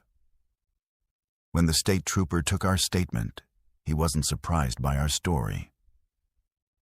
"We've had reports about someone matching that description for the past 6 months," he said. "Black pickup, aggressive highway behavior, always tries to force people off into isolated areas. You're the first ones who lived to give us a detailed account." "The first ones who lived?" Armando asked. The trooper nodded grimly. 3 other incidents we can't quite connect to him, but the pattern's similar. People found dead in single-car accidents on rural roads, always after witnesses reported aggressive driving on the interstate. We think he's been hunting people, using highway games to separate them from help. I realized that if those sirens hadn't arrived when they did, Armando and I would have become statistics in someone's unsolved case file. I'm 36 now, married with kids, and I've never driven aggressively since that day. When someone tailgates me or cuts me off, I just let them go, because I learned that the most dangerous person on the road isn't necessarily the worst driver. It's the one who's using your competitive instincts against you. Some predators don't hide in dark alleys or abandoned buildings. They hunt on bright, sunny highways in broad daylight, using your own ego and pride to lure you into situations where no one can help you. And if you're the kind of person who can't back down from a challenge, who has to win every contest and prove every point, you're exactly the kind of prey they're looking for. My name is Naya, and what I'm about to tell you happened during the most heartbreaking week of my life, when I was trying to give my mother one final gift before Alzheimer's stole the last fragments of who she used to be. It was September 2020, in the middle of the pandemic, and I'd made the difficult decision to take her on one last cross-country drive to see her sister in Maine before she forgot who any of us were. My mother, Elena, was 73 and in the early stages of dementia. Some days she was completely herself. Sharp, funny, full of stories about her childhood and advice about my life. Other days, she'd forget my name or think I was her sister or ask when my father was coming home from work, even though he'd been dead for 5 years. The doctors said we had maybe 6 months before she'd need full-time care, and I wanted to make those months count.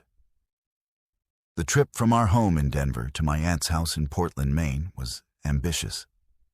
Over 2,000 miles through states that were still dealing with COVID restrictions and closures. But Elena had always loved road trips, and in her lucid moments, she was excited about seeing her sister one more time. I'd planned our route carefully, booking pet-friendly hotels since we were bringing her little terrier, Max, and timing our stops around her medication schedule. For the first 2 days, everything went perfectly. Elena was having a good stretch. She remembered stories from every town we passed through, sang along to oldies on the radio, and seemed genuinely happy to be on an adventure. We made it through Colorado and Kansas without incident, staying at a nice hotel in Topeka, where Elena charmed the desk clerk with stories about traveling as a young woman in the 1960s. But it was on the 3rd day, somewhere in Missouri, that I first noticed him. We'd stopped for lunch at a truck stop diner, one of those sprawling places with a restaurant, gas station, and gift shop all under one roof. Elena was having a bad morning, confused about where we were and why we were traveling. So I was focused on keeping her calm and oriented while we ate. That's when I saw the man at the counter. He was maybe 45, average height, wearing a baseball cap and a nondescript jacket. What caught my attention wasn't his appearance, but his behavior. He was watching us intently while pretending to read a newspaper. And when Elena got up to use the restroom, his eyes followed her with an interest that made me uncomfortable. When we left the diner, I noticed him getting into a dark blue sedan parked near our car. But truck stops are busy places with lots of travelers, so I didn't think much of it at the time. The next day, in Illinois, we stopped at a gas station to fill up and let Max stretch his legs. While I was pumping gas, Elena wandered toward the convenience store, moving slowly but purposefully.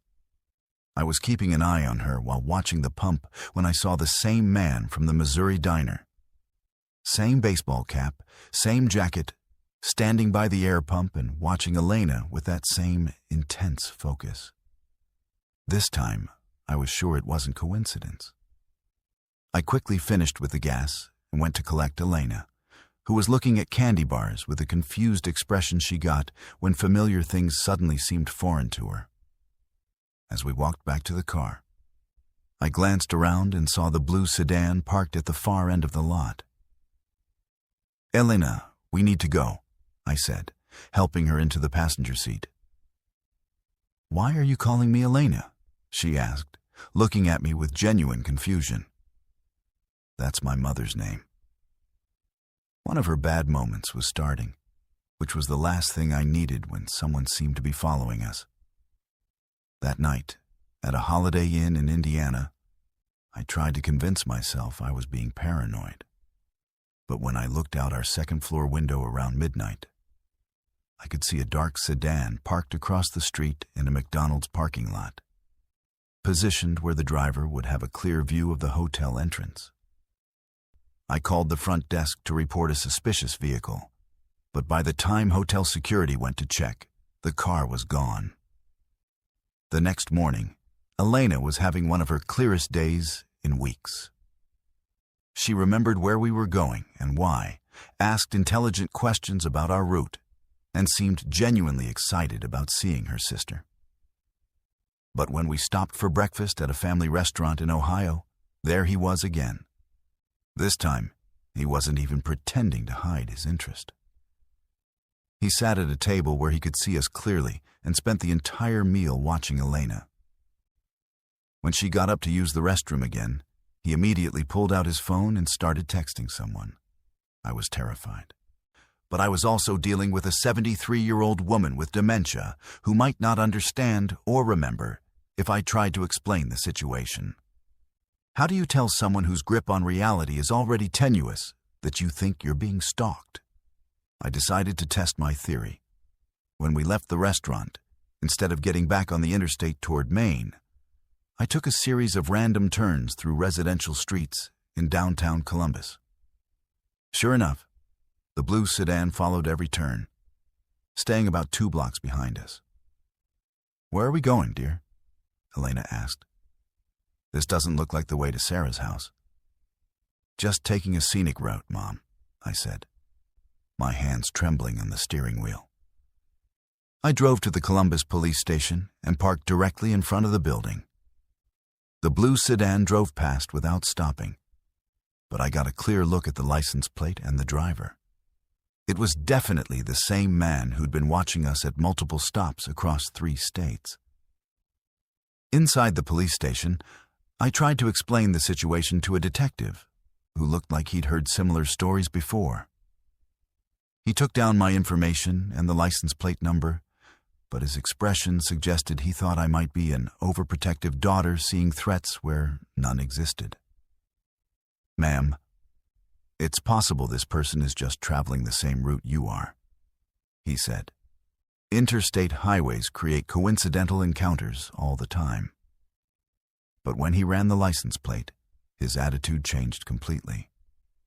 The car was registered to someone with a criminal record that included multiple arrests for stalking and assault, with what the detective described as a pattern of targeting vulnerable individuals. "Mrs. Chen," he said, "I think you should be very careful. This individual has been suspected of following and harming elderly people, particularly those traveling alone or with limited family support." That's when I understood what was happening. Someone was targeting my mother specifically because she was elderly, confused, and traveling with just one caregiver. Elena's dementia made her seem like an easy victim, someone who might wander off, get separated from me, or be unable to accurately report what had happened to her. The police arranged for us to stay in Columbus that night under protective surveillance, and the next morning, 2 patrol cars escorted us to the Pennsylvania state line. I was grateful for the help, but I couldn't shake the feeling that our stalker was still out there, just waiting for the police protection to end. For the rest of the drive to Maine, I took elaborate precautions. I varied our route, made unexpected stops, and changed hotels at the last minute. Elena was confused by all the changes, but she seemed to sense my anxiety and became more clingy and dependent than usual. We made it to Portland safely, and Elena had a wonderful 2-week visit with her sister. The familiar surroundings and old photographs seemed to bring back memories that had been fading, and she had more clear, coherent days than she'd had in months. But on our drive back to Denver, the blue sedan appeared again. This time, I was ready for him. I'd bought a dash cam in Maine and had been documenting every mile of our return journey. When I spotted the familiar car following us through Pennsylvania, I immediately called state police and started recording everything. The police response was swift and decisive. They pulled over the sedan on Interstate 80 and arrested the driver, who turned out to be part of a larger network that targeted elderly travelers.